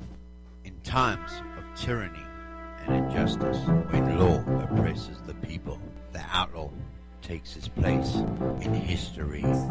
Are you ready? This could be the greatest night of our lives. You're listening to the Outlaw Radio Network. OutlawRadioNetwork.com. All right, it's the Outlaw Radio Network. Hey, by the way, to my buddy Josh, who's listening to the show, call 253-617-1440 and talk to Strip, and he'll help you figure out why you can't register on the site. Strip is here for technical support. You're not? I thought that's what you fairly did. Awake in there. We got to figure out which one of these is not plugged in, because there's 4 of them. You're on 1. I'm on 3. I'm on. You're that on. one. No, you're on 1. I don't know what one Paul's on. I don't know. I'm so confused. I can hear, so I know I'm on one. Hold of on. them. Let's figure this out. Can you hear now? Nope. Can you Okay, hear so me you're now? 2. You're 1. You're 2. I'm 3. So that one he's going for. Hold on. You guys talk for a second. We're gonna put the thing in the hole real quick, It should be as simple as this. And make it sound off. right? Hold on, real quick. Yeah, go ahead, It Strip. should be headphones 1, 2, 3, and 4 as you sit. That's how it was Well, set up originally. yeah, but here's what happened. Hold on. Go ahead. I'm getting to it. People keep bringing in different headphones and plugging in new headphones. So every time new headphones get plugged in, the order gets messed up. Really? No, You're gonna do you know Just why the say it, orders- Caleb. It's done. It's all No, done. hold on. Do you know why the order's messed up? Because when we plugged in Dawn's headphones, we plugged them in the spot thinking she was going to be to my left. But somebody wasn't here on time, so at the last minute we moved her to my right. And that's what messed everything up. Don't blame Trojo. That's right. I'll take all the blame for it. I was just blame told Troj. I'm We very blame- passionate about this casino. Caleb is blaming me. I am very passionate. So let me answer a question really quick. Dawn asked this question. What do you have to gain out of this casino thing? Yes. What? Well, do you the think? family gains because there's a lease. You personally. Hold on, let me answer this. The family as a whole gains because there's a lease that goes in place. It's a 99-year lease. And the 99-year lease is basically for whatever company builds and operates the casino to have access and use the land for 99 years. The family as a whole will receive a monetary amount for the lease of the property. And then that's divided between the heirs, however many heirs there are at the time. What do I gain out of this? Well, eventually I would receive a portion of whatever the funds are. I wouldn't Money. Give anything. Yeah, but A substantial amount. but I won't now because my mom is alive, so she will But get. you will eventually receive a substantial amount of money. I would assume it's a substantial Because amount. we believe here on the Outlaw Radio Network of being completely transparent, unlike the administration. And so, for us, it's important that everybody knows that when we're asking questions, we're Obama, talking if about- he's right, call now. Okay, go ahead. So when we're talking about this stuff, it's important that there's no misunderstanding. That everybody knows and understands exactly who gains from what, where, when, why, and how. Right, Jeremy? Right. Welcome to the show, Trojo. Exactly. Hi, Tro. Hi. Sorry I missed it. So yeah, there is money to be made by the family for leasing the land. I will tell you, the city gets more money than the family does. And can I just say this? Yeah. If you're out there and you're listening to the show and you say, see, I knew it. Kevin and his family were going to gain monetarily. No, Sherlock. Of course we are. Why wouldn't I mean, they? Yeah, why- exactly. Why it's wouldn't called capitalism. It's called business. Of course they're going to gain. They own the freaking property. Yeah. You don't pay rent without actually, I don't know, paying rent, right? Well, you. I just had it because some people were making these idiotic comments on the Sun's webpage. Oh, I bet they're going to gain from it. No kidding. Of course they are. It's Well, business. it makes sense. Why wouldn't Now- you gain from not? Why wouldn't you make money from? Rather, it's monetary or not. Why wouldn't you make It just money? bothers me watching. Why not? Watching progressive liberal Democrats here we make go with those this comments. slander. I'm just saying. jeez. Now hold on. The rest of it is in full transparency. Obviously, yes, I would like a position within the structure somehow, as I think. You want a job. You want to earn it. Well, I wouldn't What kind mind. of God position damn! are I you told gonna you were a take? Republican. I wouldn't mind, but again, you will take something for nothing. it's not guaranteed that I would have a position, and or anybody else in my family. It would depend on who's running it, what positions are open, and how qualified we are. So, would I like that? Yeah. But again, Your son we wouldn't don't know. get a job as assistant manager. He might get a job in the kitchen. That's what you're saying. It's Yeah, not about, it's not about who he is. Yeah, I'm not going to get hired to be casino manager with zero Right. experience and nothing to do. With my experience, I would probably be in marketing somewhere or in those lines. I don't know, and I probably wouldn't even be that. They'd probably hire You'd sit someone. on a phone each day and take phone calls from people and determine where their advertising dollars were going to go and what kind of ads were going to run for them. I could totally see myself doing that. I could see where our advertising money goes. Just saying. But again, the point is that, yeah, the family benefits from this. It wouldn't make sense for us to do it if we didn't. But the key thing I want to say is this. The city makes more money in this process than the family does. Approximately $2 million more $2 million. $2 million. Well, not $2 million more, because that's what they're being offered is $2 million. No, because that's a fairly set number, Yeah. whereas the number of dollars that the family would make is unknown or undetermined at this time. Therefore, at this time, it's $2 million more. Yeah, there are proposals on the table. There's numbers that have been discussed, but Right. I would assume those are And confidential. honestly, that's nobody's business. Yeah. Honestly, So, it's nobody's but I business. will tell you, the city makes considerably more than what the Kevin's family gonna have does. all kinds of new girlfriends. No. They're all gonna pop Sign out me of up! They're all gonna No. pop He'll out of have- the worker. He'll have one new Here girlfriend. you go. I'm gonna He'll bring have- you a sandwich. Hold on. First of all, Kevin, let's be completely honest here. And at some point during the show tonight, hopefully Caleb will play the video. We discovered Kevin's new girlfriend over the course of the weekend. Oh. That's not even And we funny. took video of her and posted it, I and we played can't it, wait to or we see put it on it. Kevin's Facebook page. And she, Can you stay till 10? no, Because if you leave at 9, we're going to miss the entire 9 o'clock hour, and we really have to discuss no, we're what's not, going because on in Iraq. I'm gonna call in. I'm gonna be on speakerphone. I'll be on you know how my many times phone. you're Takes going you to lose an hour signal? to get home, though. Do you know how many times you're going to lose signal as you drive out to BFE where you live? So, I'm sorry, and That's exactly. Hey, you how must it have sounds. T-Mobile too. You must have T-Mobile too, because that's exactly what it sounds like. God hates. I'm just Cowboys gonna fans. have to, I'm just gonna have to call in when I get. I want some of your On meat. occasion, I there hate you you, go. Jeremy. Toss me some of your meat. Anyway, so Just be one of those occasions. this will continue. This thing with the casino will continue to be a story. And there's as Ron said, there's other Interest. hoops to go through. Yep.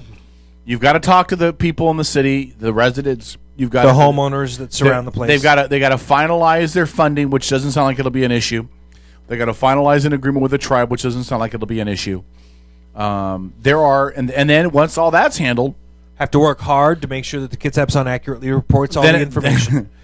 Then it goes to the state and federal regulators, and it's got to meet their agreements as well. There's got to be a compact, Right. all of that. So Right. this is by When no I say, means by the a way, done deal. accurately report all the information, I mean honor their agreements. I mean, if somebody comes to you as the Kitsap Sun and says, "Hey, I'm going to give you this story. This is what I want to return," it's really important that as a supposed news organization that you honor your word, have some Well, integrity. here's what I'll say now. Just No, saying. you're Don't bringing it ask up. Chris I got to Henry to say no, it. I report didn't that. say nothing about No, nothing. I got to say it now. No, you don't. I asked Say as it. Say it, brother. as I negotiated the agreement Preach it. to give the story to the Sun. See what it takes to drag the truth out of him? We could have broke it on this show. Okay? We could have broke it on this show. But I believed, as I have always believed, that the Kitsap Sun is in wider scope than we are, obviously. And two, they are the news reporters. We are commentators. I like breaking stuff. Did I like it when Patty Lent called out Todd Best on this show and we went viral and stations in Seattle were talking about it? I loved it. But I wanted the project to have the biggest scope so that the residents of Bremerton could be informed. Yes. Did we like it when Josh Brown personally assaulted one of our reporters on election night who went down to interview him and congratulate him. Absolutely. We hate 4 out of 5 of us did. It was terrible. 4 out of 5 of us did. Absolutely. It was a terrible thing. It was a terrible thing. And we wanted the Kitsap Sun to have reported it accurately. We wanted Josh Brown to be prosecuted for assault, which he should have been according to the definition of the word assault. If you're the sheriff, I hope you're listening. I'm just saying. Yeah. I'm simply saying. I'm simply So saying. I asked the Sun, will you please just let people know that we're going to have the interview tonight? Not because I'm trying to run an agenda, because I would hope that anybody who's watched this tonight has seen that I'm really not trying to run my agenda. All right. So I asked the Sun in the story to mention at the end of the story that if they wanted the opportunity to ask questions, we were going to have him on the show tonight, and they had that. I was told that it shouldn't be an issue, and everything apparently was set. it was. Listen, and apparently I'm it sick was. of And that listening to your bothered me. political correctness bullshit. I'm not All being politically correct. Yes, I'm you laying are down the completely. fact. You are being completely Hey, politically hold correct on. because you have what? Hold on. So you said they didn't put us in the article? No, they did not. No, not at all. If you go look at the actual site, I looked at it yesterday when it was still available to everybody. Mhm. We were listed. We were not in the article specifically, but in the upper left-hand corner, it had that Ron was going to be on with us tonight. It did? Yes. I didn't see that. Really? So really? It was not in the article, which was on their website. It was not or in the paper. Hold on. It was not in the article itself. Well, but it on should have been in the article side, because that's part of the story. But on the left-hand side, on the left-hand side column, is where it was listed. All right. Well, that's great to that's great to know, Caleb. Apparently, however, we still have a discrepancy because it was supposed to be part of the story. And listen, Well, that's all right. again, if if you're the Kitsap Sun, if you work for the Kitsap Sun, if your name happens to be Josh Farley, I'm simply saying that if you work for the Kitsap Sun, and Josh is outstanding. By and the way. somebody comes to What you, about well, I'm Chris starting to Henry? honestly question that because if you bring to him the biggest business story that Kitsap County, I'm sorry, not Kitsap County, but Bremerton has seen in some time. In a long time. And it's got to be up there. This story has to be Positive, the biggest positive story. Well, it is because it's not a negative story like, oh, I don't know, Harrison Hospital leaving the city.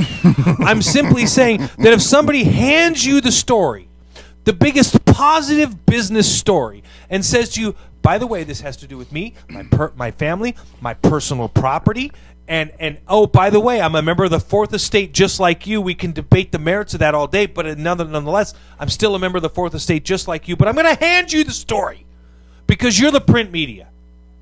And then you then fail to, within the story, say, and said individual, Ron, will be on air on Kitsap County's only live Sunday night radio show. Well, they put it on the site then. They put it on the Kitsap site. County's only live I don't know why you're picking radio a fight. show.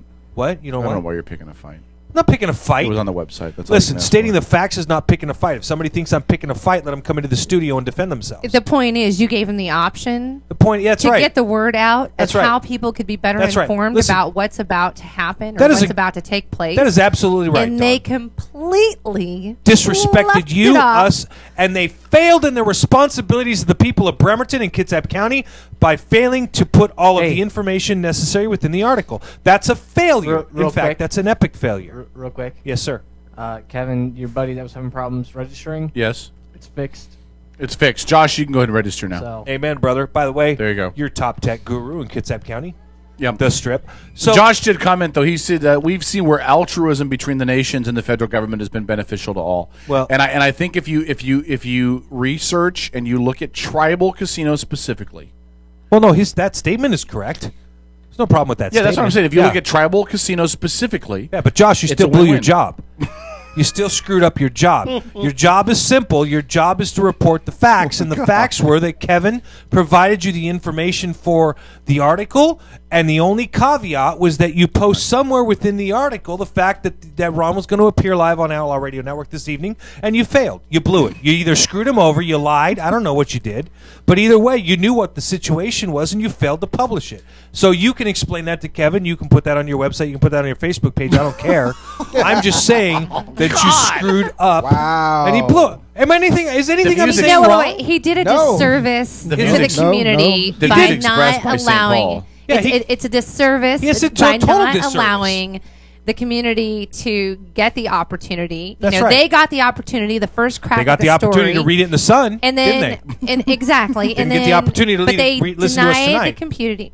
Cool your panties. I'm sorry. I'm Denied really the bent sideways community about this. I guess the you are. opportunity Wow, to she call says- in and answer some pretty, get some pretty important questions Absolutely. answered. It's about the community. Because we do have several thousand people that are going to be affected directly Absolutely. about with this in the location that That's it right, is. Dawn. Thank you And for the bringing me back businesses to and earth. whatnot, and the businesses. I agree with you on that. Of course they you do. they I'm saying did Paul, I definitely. wouldn't have said it if I wasn't right. Shut the hell up for like 2 seconds. God, you're such a bitch. You want to throw something at me? Tonight, Here's a pen. I'm gonna. Dr. Not that Pepper. soda. Throw the pen I'm at not me. throwing myself. No, I'm just kidding. All right. All I'm gonna no, say but is I'm this. just saying I understand why you're upset. And Josh and whomever is responsible for it over at the Kitsap Sun, you did do the failed. community a disservice. You Yes. did fail on reporting responsibly as journalists when you were given the and I know it doesn't even go to those two words don't even go together as members of the media God, ourselves. Dawn, I love you. Keep going. But let me just tell you, you failed epically on giving the community a chance to chime in on something super important She is when you beautiful. were I will- handed let me- on a golden platter. Let me say this though. She is beautiful. The only thing I will say, and Hold on, don't commend her- interrupt. Commend her first. For I- what a I wonderful commend her job all the she time. He did. convinced She's me all the time. phenomenal. First thing he says, "You're Okay. sexy when you walk in the door." That's I right. love it. Let me say this, And I know it. I will give the Sun clearance on one thing. It is very possible that they didn't give more attention to the fact that people could ask questions or all that because it is my property, my family's property, and my show. It doesn't. No, it doesn't. So hold make on, any let me finish. Let me He's finish. really trying to toe that middle road right now. No, what I'm saying is there is the chance that this thing could have been a huge love fest for the thing, us pushing the agenda and me railing about why it's a good idea and pushing that plan, and that we wouldn't come at it unbiased. Now, we definitely were not unbiased. We all have our opinions, but we're not reporters. So again, I think it should have been, but maybe, I'm just thinking, maybe part of their concern was we don't want to refer people out for this question and answer when it's really going to be one of the property owners talking Sure. to one of the guys pushing the Sure. project, and it's just going to be a giant Sure. Well, they masturbation. didn't feel that way when they mutual interviewed masturbation you, fest. and you handed them the story No. on the plate and said, "Here." You should think less and react it's more. so delicate. No, that wasn't the way it worked. I'm Because just being politically. There's no but point in being the point was you could even say sensitive. I'm a guest on my own show. I'm going to sit back and shut up. I've never been that quiet for an hour and a half on this show. No, you've never been that quiet. Amen, I was brother. absolutely No, impressed. you really there wasn't haven't. even a trickle Dawn of kept sweat. looking at you going, Is he going to say anything? No, I was waiting. I Is was he going to waiting. say something? But Look, I but told they didn't everybody even I give you was- the chance. They didn't And give you the that's fine. chance, and that's unfortunate. And that's the Kitsap Sun's loss, because I would hope that we would not ever again allow some breaking news that we might have a hand in before they do to go in their direction. listen, and I just want to reiterate. I kinda love here. you, Josh. Bet if we'd have gave it to the Kitsap report, they'd have busted it out. Kids that reporter would have reported his news, and everybody would have been, that's a lie. In fact, All right. in fact, the minute bit more Kitsap accurate. reporter writes about the casino on their website, I want to know about it. Right. Can I just, and I mean this with all due It's going respect. to be more accurate. Is David Nelson still at the Sun? Yeah, he's the Yeah, it's editor. apparent. I talked to him. Oh, stop. I love David Nelson. I think he's doing a great Love job him all over there. you want, okay? I think David's doing a great Again, job over there. Listen, David's the boss, right? He is the editor-in-chief of your Kitsap Sun. All right, David, you need to have a discussion here with Josh Farley because, again, no, there was a severe disservice done to the people of Kitsap County. We had a very open, very honest, and very logical conversation with an investor that was bringing a major business or trying to bring a major business to Bremerton. It opened a public open forum, okay? Kitsap Sun had every opportunity to report it accurately, to tell people what was going on and allow the people to be involved in the conversation. Okay? David Nelson, you failed. Josh Farley, you failed. I think it's hard to say David Nelson. No, it does. No, I, no. How much, I don't know how much say he no, has that's in it your before it opinion. goes. I'm giving my opinion now. That's fine. Okay? Go ahead. Okay? You failed. You had every opportunity within the regards of your article, posting your article, to allow people the opportunity to weigh in on this discussion. More people than just we. I mean, our 12 million hits, I get that. To you, that's small potatoes. It's more than 12 now, I think, by the way, but go ahead. It is. I was just trying to Yeah. You're being bring gracious. levity to the situation because I don't want them to feel like they're small potatoes compared to us. Whoa, wait! This room 12 million hits. Huh? of clowns has 12 million hits. This Yeah. show. Oh, this show. Yeah. Wow! This show's got more hits than so Chris we Brown are and Rihanna. absolutely We're not the asshats everybody thinks we are. We're not. No, we are not. No, we are. We just. We just the live emails better. that we get from around the world, especially from at one point, we were getting regularly weekly emails from soldiers in Kandahar in Afghanistan because they were downloading our show. By the way, on iTunes. I want to throw that out there. iTunes? And yes. And again, I just was looking at me like going, oh. He was actually shaking his head in approval of that. So anyway, again, I'm not trying to knock them, but as the Fourth Estate, we're the last line of defense. Okay, it is our responsibility, it is our job to allow the people of this community, this county, this country, this state, the opportunity to be heard, to comment on the realities behind their lives and what is going on every single day. Okay, this was a missed opportunity by the members of the Sun, David Nelson and Josh Farley. Okay, so when I say that you failed, I'm not trying to, slap you in the face. I'm trying to get you to understand that the world is much bigger than whatever you think it is. Okay? There are a lot more people out there with a lot more say-so. Your world should not be wrapped up in this, well, I'm writing an article and I'm just not going to mention anybody else. Oh, let's go ahead and put them up in the upper left-hand corner. No, it's not about that. It's not anymore. You don't have that right. You haven't earned it. It's not yours any longer. The world is a much bigger place, and social media and the internet allow individuals like us, as much as you may dislike it, the opportunity to have an impact and to be heard and to make a difference. That's all I have to say. Fair enough. All right. Fail. And I will just say that I love you, Neutral. Josh. I love you, Josh Farley. And you've made it very clear, by the way, Kevin. You absolutely love these guys, and I have nothing against them. I'm just trying to point out the fact supporter of what they do, blew it. and I think the other stuff could have been, The what? I just think that there could have been more information. They could have done their job better. This show, just say they could have done their for job all intents better. and purposes for 5 years. You can say whatever you want to about us, and we're obnoxious, and I'm immature. My ex-wife has told me that a lot. But the one thing with this show that I would hope that we have fostered in 5 years is the openness of the discussion. We were big fans of a specific mayoral candidate running the last election, but we had them both in here, and we didn't portray that. Now, you take with it what you will. I could have came in here and opened the show and railed about the casino and told everybody what I thought and just done a 1 hour jack fest of about the casino and why we should have it. And it wasn't the point. The point is we were going to give the questions we'd seen. We were going to address the questions that were in the post, and that's what we do. So either the Sun comes on board and accepts the fact that we're not trying to push an agenda. We have our opinions, but we just want every opinion to be heard, or they're not going to. And listen, again, you're talking about an organization that 2 years ago had us lined up to provide election night coverage, and a week beforehand decided to kill it. Okay, so and you know what? And all of that stemmed back from the Josh Brown assaulting our reporter. Guy, yeah. Okay, so again, I'm not going to cut them any slack. You can, because you worked there at one point and you know them all personally and you like them, and I get that. I'm not going to cut them any slack. I'm going to continue to rail on them, and I'm going to continue to let them know how they've failed the people and the community. And I'm going to continue to let them know why exactly I won't spend the $10 a month to go get a subscription to their bogus online whatever the hell you want to call it. Police blotter? You got a scanner. It's free. Download it on your telephone. Seriously. Okay. Listen, you want real news. If you want to be real news, then you provide the people the opportunity to make a choice. If real news is what this was about, they would have posted in the article, by the way, the individual responsible for the entire casino project will be live on air for your local questions on outlawradionetwork.com.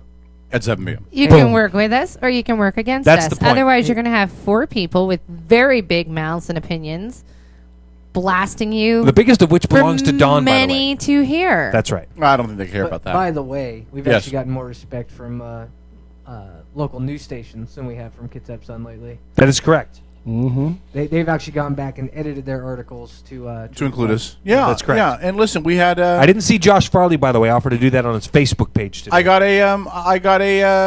a message when the whole thing went down with the mayor, with the mayor and Todd Best. You notice the way his voice changes and it starts getting higher and higher, higher pitched. I got emails. I got emails from stations in Seattle saying, hey, how do we properly attribute this story? Okay? So you do it the big way, like you're a big town, and you do it like you're small town. If you want to do it like you're small town, you'll always be small town, and you won't be able to compete against the people in the big city. You listening, David Nelson? Go big or go home. But again, I like them. I like them. I like what they do. I like who they are. I'm not... Go big or go home. I'm not completely Sam in the sun with this. I just think that they could have done more. As far as going big and going home, when we go home, Don, we can go big. All right. No. I don't care who you are. Before we That's go to the funny top right of the hour break, I funny. just want to congratulate the San Antonio Spurs for Yep. winning the NBA title, for God making bless sure them for it. making Yep. sure that LeBron James and his band of whiners do not win another title. Yep. Yeah. I normally don't care about LeBron basketball. James, next stop, Los Angeles Lakers. I normally don't care about hey, basketball Los because we don't Angeles. have a team anymore, but What about the L.A. Kings. When the LA picking Kings up win the Stanley Cup. And Again, guess what happens on Monday? Tomorrow. I know. I don't normally USA. I don't care too much about hockey either, but from what I've heard, those are really good games. The Oh, World man. Cup is tomorrow. USA. I was hoping when the games concluded on Saturday that was the end of the World Cup, but I guess there's more games tomorrow. For a There's month more games, man. straight. And let me tell you, Who if does you the U.S. missed- team play? It doesn't matter. We're going to lose. Tomorrow we play Ghana. We play Ghana. The important Ghana. part, man, let me in the tell you, group if you they're have in, not they're in a watched, bad as a group. soccer fan, not watched any of these last games, there have been some amazing things happening. Dude, on the somebody pitch. had a drone flying over the French team. Can I just say this? You can't figure anything out about strategy from filming a soccer team's practice from the air. No. How is their strategy? Kick the ball, pass the ball, kick the ball, out of bounds. Red There's card. a strategy, and I will explain a strategy to you. Nah. Hey, Oh, when we no, come I will. back, I we're will. going to talk about President Obama's complete lack of leadership in the Middle East and the complete Nice. collapse We are. of structure within the Middle East and exactly what is coming down the pipe in the next several months. And by the way, I hope you're ready for $10 a gallon gasoline. In other words, what's going on in Iraq? And what should Obama be doing? We'll talk about that next. Stick around. More of the Outlaw Radio Network. Paul might even still be in studio, maybe. For a few minutes. Okay, we're back after this.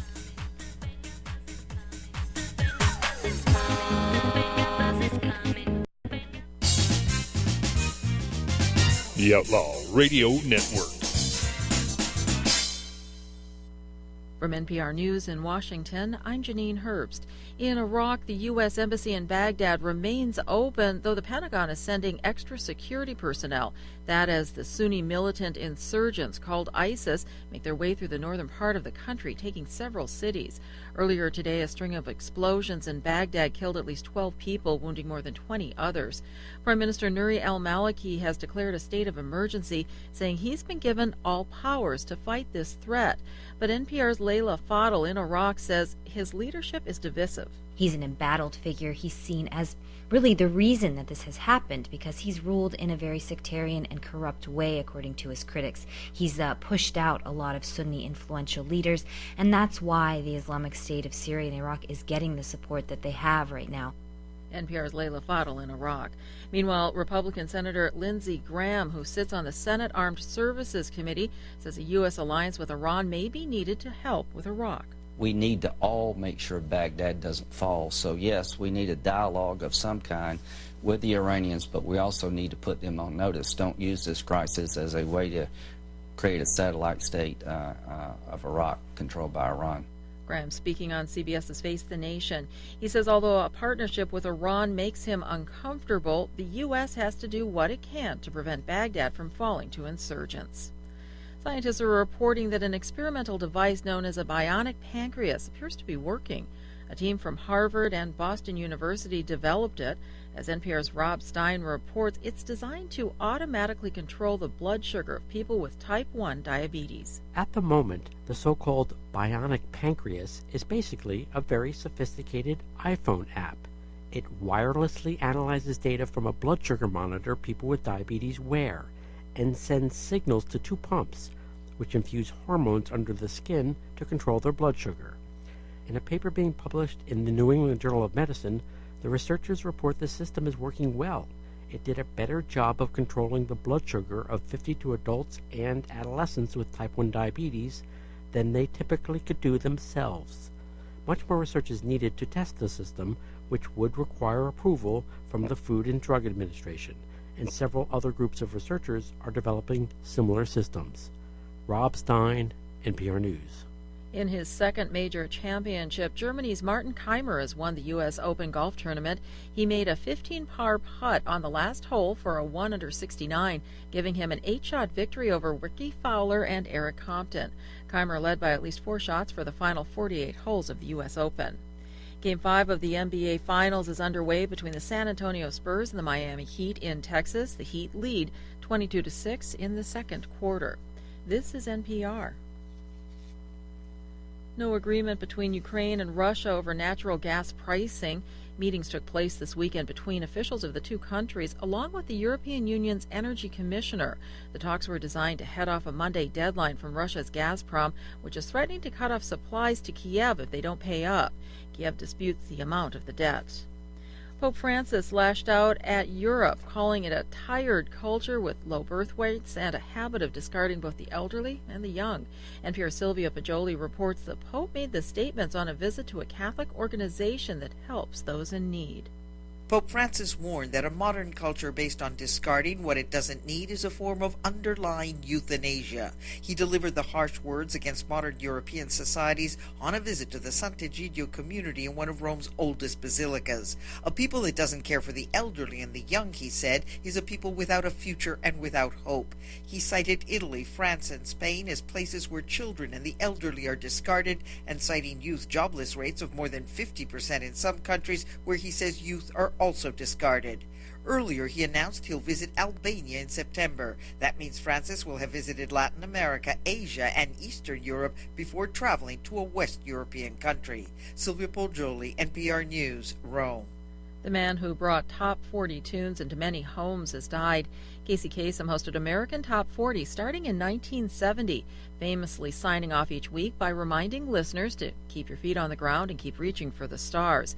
He retired in 2009 and suffered from Parkinson's and a form of dementia. Casey Kasem was 82. I'm Janine Herbst, NPR News in Washington. Hey, it's K-Dog with the Outlaw Radio Network. You can email me anytime at kdog@outlawradionetwork.com. We'll even read some of your emails live on the air during the show. And as always, we invite you to check out that show every Sunday night from 7 to 11 p.m. on our website, outlawradionetwork.com. You can also download our weekly podcast from the website or visit the iTunes Music Store and download it there for free as well. More of the Outlaw Radio Network after this. The Kitsap Humane Society is an independent nonprofit committed to providing positive, life-changing solutions to people and companion animals. Our vision is that every adoptable animal has a home. In 2010, we rehomed 4,111 pets. For more information on our programs, services, and animals available for adoption, visit us on the web at kitsap-humane.org. Kitsap Humane Society. Rescue, rehabilitate, rehome.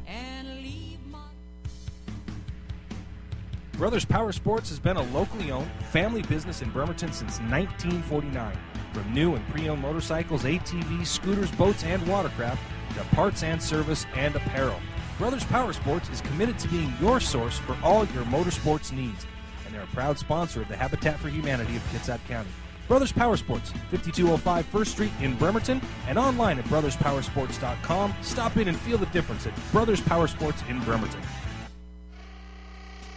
Bremerton Bar and Grill is your new neighborhood bar and grill. At Bremerton Bar and Grill, they're an American-style, family-friendly restaurant that offers spectacular outdoor dining, happy hours twice a day, 18 draft beers, award-winning menus, and fast, friendly service. Need space for a private party? Reserve the Brad Johnson Private Dining Room and dine in a real bank vault. Bremerton Bar and Grill, 190 Pacific Avenue, right across the street from the ferry terminal in downtown Bremerton. CoinForce.com is your headquarters for superior quality challenge coins, proudly serving military and non-military customers worldwide. Located near the main gate of McCord Air Force Base and close to Fort Lewis, CoinForce.com is owned and operated by retired military veterans. CoinForce.com understands your needs and are proud to continue serving the military community in our own special way. For an undisputed best value, extreme quality, and superior customer service, when you're looking for the world's largest selection of challenge coins, visit CoinForce.com, owned and operated by retired military veterans. Every time our country stands in the path of danger, an instinct seems to summon her finest first. You're listening to the Outlaw Radio Network. OutlawRadioNetwork.com. It's always the patriots who first hear the call. Don't talk. For everyone within the sound of my voice, from my cold, dead hand. From my cold, dead hands. Hey, who was that speaking? Charlton Heston. I don't know. Yes, sir. Was Charlton it really? Heston, yep. Wow, that's a pretty good guess right there. When he was president of the NRA. Oh, nice. Gave that big speech in Colorado. Nice. All right, Outlaw Radio Network, St. Paul, the voice of reason, off camera. I've been getting a lot of comments that it's the best he's ever looked. It's true. It's true. Dawn Marie to my right. Tro directly to my the left. best I've ever looked. It's all about the boobs. Tro, you haven't said anything about the casino idea. And I want to give you the opportunity to comment on that as soon as you're done eating in the microphone. I will say this. Somebody told Dawn that they don't feel like anybody should give the tribal people any more than they've already gotten. We need to stop giving all the Indians stuff. This is not giving the Indians anything. In fact, it was referenced in the article. I'll say it again. The people putting the casino project together do not need the city to do it. They could do it. They could do it without the city. We could build anything on that casino on that land without the city because it's protected by the treaties and how everything has been signed and with the auspices of federal versus city, whatever. The point is we want to work with the city. So while you sit in your ivory tower and talk about the fact that, oh, my God, we can't give any more to the Indians, you're not giving the Indians any more than they've already got. In fact, you're just allowing Well, that's more. not entirely true. Well, how do you figure? Because you still have to have the city to approve the rezoning of the area around the property for parking, which would, in effect, be giving something to the Indians. But the average Joe also just can't go pick their property up and then decide they want to put a casino on it. No, but this isn't something new. This is something that's been around for decades. So we're it's just not making the anything point new. that it's not. Yeah, It's not so new. we're Something playing is being given. We're playing the race card here. No, we're not. You're totally playing the race card. Totally playing the race card. I'm an Indian. I get what I want. No. Hold on. Wow. This is not a race card. Wow. This is a law and a treaty thing. This is a law and a treaty thing. Now, you're right. It does come down to race and heritage, and I'll give you that. Hey, heritage how are you doing on but sales this on is that a- fireworks stand this year? But this is a law and a treaty thing. We opted not to do fireworks this Why? year. Because we had bigger fish to fry. We got bigger fish to fry. What kind of fish are we frying? Can I come? The casino. Tilapia. Tilapia. Ew, that's Tilapia. a poop-eating fish. I'm not even sure. I'm pretty sure it's because you got sued. No, because we would have fought it had we not had bigger But fish you to didn't. fry. Because we had bigger fish to fry. Because you're going for the casino. Yes. And Because if that you was make nice that with was the city, then you don't have to worry that was an about it. accusation that was made I did towards too. you on the Sun's website by many people. So let's clear the air. Well, that's fine if you want to do that. I just want made everybody sense to for us. understand. It made sense for us not to be in a combative That's position right. with the city. That's right. So everybody put the stuff on hold, so the city could see what the proposal was. Now nobody can say you weren't being honest. And the city got what they wanted, honestly, which was us not to sell this year. So we didn't sell this year, but we thought it was more important to let's leave the air clear. Let's focus on the project at hand. This project. But this project is far bigger than the fireworks stand is. It's more beneficial, honestly, for the family. Far more beneficial for the community and the surrounding area. So you lost money. So too. in other words, it's Oh like, yeah. Go ahead. You lost a ton of money. So in other words, it's like, okay, $1.95. fine, we're not going to sell fireworks this year. As a matter of fact, we're going to put that all on hold. Because guess what? You want to fight us about being able to sell fireworks on our land? We're going to just go ahead and build a casino on it. Well, it wasn't like that because remember No. That's how people are thinking. Well, and I'm that's just fine. speaking That to is how they're everybody thinking. else. The casino That's how they're project. thinking. The casino project has been in the work for 2 years. Yes, it has. This was not a knee-jerk, no fireworks. You know what? Well, You know what? I will go ahead and I will say this on there, and people know that I don't speak a lot on there, but I will say this. It is something, now that it's come to light, it is something that has been talked about here amongst friends for a while, that they've been thinking about trying to get this put together. And now that the story has been broken, people, yes, this is something they've been talking about now for a couple of years. And people would have known more about it if they were able to hear from the kids outside, that they could have tuned in and asked questions. Right, they would have known a lot more about it. But I will say, this has been discussed for 2 years. This was going to come out no matter what. It would have come out now, no matter what. Even if we were doing fireworks, it would have come out about now, because the process of the project has made it to the point where now it is time to go to the constituents in the city and lay out what we know and where we're at. You realize so you this just has screwed nothing up to do with my entire 4th of July weekend. I didn't screw up shit. Well, sure you did, because now I can't go buy fireworks at your stand. You can go buy fireworks up at Suquamish. I don't want to go Call buy the city, fireworks. tell the city you're pissed off. That's a 45-minute drive. Same reason we don't want to go there. That's right. We want to go when we can get them Call already. the city and tell the city you're pissed off. You can't buy them on So Callow. my question to you is, the reason that this... Okay, so let me understand, because I don't live in Bremerton, so I don't always catch all that stuff. But the issue is And that there's you plenty are to catch in Bremerton. selling... Yeah, there is. You're selling fireworks, period, on the land, or you're selling fireworks that are... say stuff you usually only get on the res kind of fireworks. In the you city. have Is to that what it understand. is? You have to understand, and you referred to this during the conversation with Ron earlier. I did. This piece of land, even though as small as it is under the same legal classifications as reservation property. It is what is outlined in the law as what's called Indian country. Okay? Which incorporates reservation land, tribal trust, which is what this is, tribal fishing grounds, all of that are under what's called Indian country. As Indian country, it we falls... white folks still trying to figure that out. As Indian country, it falls We black folk don't give a outside. shit. It falls outside of most regulations from the state or from the cities. Not everything, okay? So if you're murdering somebody on that property, the city's obligated to respond, okay? No, that's not right. How is that not right? Because it's your property, and it's your laws, and it's your grounds, and it's what you guys want. It's what you've had in the treaty.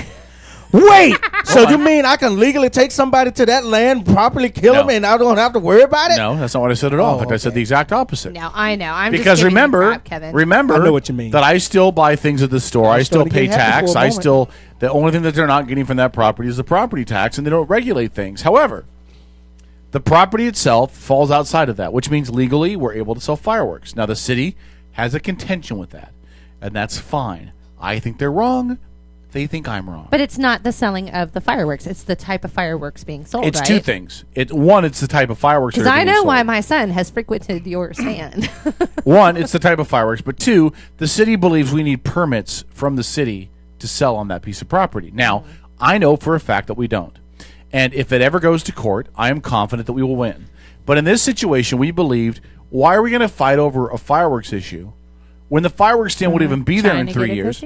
No, because the fireworks stand won't be there in 3 years if there's a casino.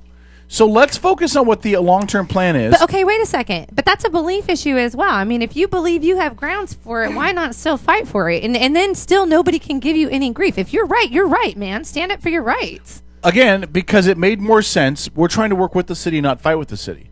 It made more sense at this time. Yeah, the casino's still Well, coming. but that's what I'm into saying. question, At but this now point, it something's made coming more into sense. play. Kevin, please, may I? You may. Don, the last time they stood up for their rights, they lost their heart on Wounded Knee.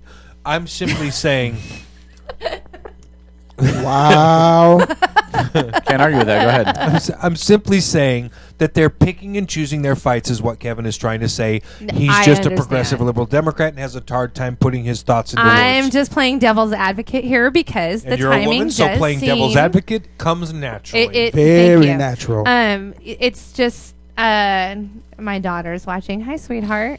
It's just that. What's your daughter's name? Erica. Hello, Erica. Is that the one going She to college just down in graduated. Texas? Is she the one just graduated? This is the one that just graduated 6th grade. Oh. Sixth Yeah, grade. Oh, hi, sixth Erica. grade. I will reserve comment. Did you say sixth grade? Sixth grade. Oh, okay. Yeah, they celebrated the transition. I now have a junior high student. Erica, your mom is a brilliant host. She's a brilliant woman, and you need to try to emulate everything your mom has done. And do whatever she tells you to do. Go clean your room. My child is full of sass. No, I just was playing Just devil's like mom, full of sass and a real bad hello. Yeah, hello. No, I just did really want to play devil's advocate because there are those people that are going to look at it from that aspect. Sure. I know you personally, so I know, what your intentions are, and I know I've heard little things here and there, and I didn't really know much about the fireworks stand except for the fact that we bought fireworks there for a lot of years, and there's a reason That's for right. it.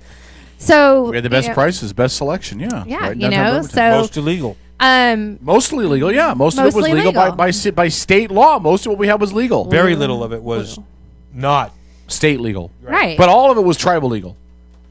And I still believe we legally have the right to sell that. But yeah. Yeah. No, like I said, just playing devil's advocate because I think that, just like earlier, I know that there are certain exemptions that Native Americans are exempt from, federal taxes and whatnot. And in some ways, the way things come off, it sounds like, well, we're going to give up tons of money in taxes, yada, yada, in a roundabout way. There is definitely going to be money coming in from taxes and whatnot, but there is not the type of tax money that makes it come off like you guys are going to be the ones that are paying it, because that is certainly not the case. There are certain exemptions. Though I don't know about all of them, I have an idea about some of them. Well, again, this is what makes the project so beneficial for the city. Is that no matter what, at any tribal casino, the tax base issue is the same. What's different is because the city, county, and state cannot collect taxes from the casino. Right. Therefore, you have to create a win-win situation another way, i.e., the casino leasing and or renting the parking space that the casino actually has already paid for and duly owns. It creates a win-win situation. And I will say this. I agree. I do agree. So 0.79 acres, something that small. I guarantee the city does not get $2 million annually from any 10 businesses. Not even close. Yeah. 6 acres worth of property with high-rise buildings on it. They don't get that kind of revenue. Yeah. No two ways about it. By the way, Kevin, can you arrange to have the mayor on this show in the next few weeks so that we can grill her the same way that we grill Ron? Des is the intern. Can you get Mayor Lent on the show in the next couple weeks? I'm just throwing that out there because I think that it's really important. Can you get the mayor on the show in the next couple weeks? I know you're leaving soon, If you but give me contact info, yeah. she's the mayor.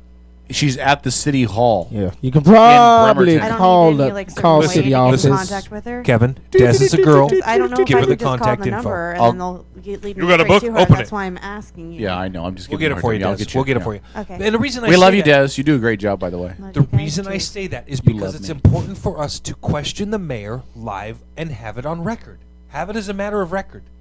Which I'm gets willing to say absent- right now she's not going to come on this show. You're wrong. No, She's been on this show She's many been on this times. show half a dozen times. She might, loves but us. with regards to this, I bet Listen, we don't hear much We out all of know her. because we've been told through back channels that the mayor is scared to death every time she comes on this show. She told us that herself. yes, And she I did. appreciate that because listen, no, and I don't Back channels, front channels. Hold on. I say that Face-to-face channels. because Mayor Lent is a very outstanding individual. She is a very forthright, open, and honest person, and she wouldn't have told us that if she didn't want us to. It's like, how do I say this? Do you guys know where I'm coming from with this? She's saying, look, you guys are so forthright, you're so open, you're so honest. I get scared coming on your show because I don't know where you're going to go. I don't know what you're going to ask me. But she comes on the show anyway. And she's done it every time. One time, she even came on our show right after getting off the Kitsap Airport from a plane flight. Yeah. So listen, again, we can butt heads about things and we can differ on things, but that is a woman of honor and integrity. And I think that she will come on the show and she'll have a very good, open, honest discussion with all of this, with us about I'll all look this. forward to that. I will look forward to that. I had a meeting with her a couple of years ago with regards to one of the club venues that we were trying to work with here in town and do some different things to assure the city that we were looking to make changes and make things safe and whatnot. And she's a very nice lady. I just don't know.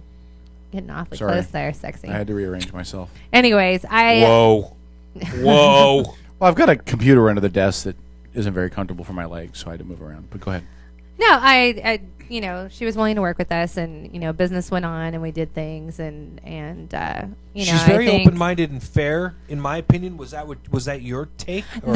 During that particular meeting, like I said, I think this is going to be a real hot button issue within the community. I think you're right. Especially as word gets out and people start talking and start misconstruing the facts and whatnot. I think it's going to become very contentious and very hot button. Yeah. I'm super excited to see what comes of it. Yeah. I would hope that she would come on and sit down and talk with us, and well, I'm sure she will. She may not. She's not going to commit because I don't think she's committed in her head yet. And you know what? Here's my fear. Can I just say this out loud? Here's my fear. My fear is, and I have not seen this from her in the past. I have nothing to base this on.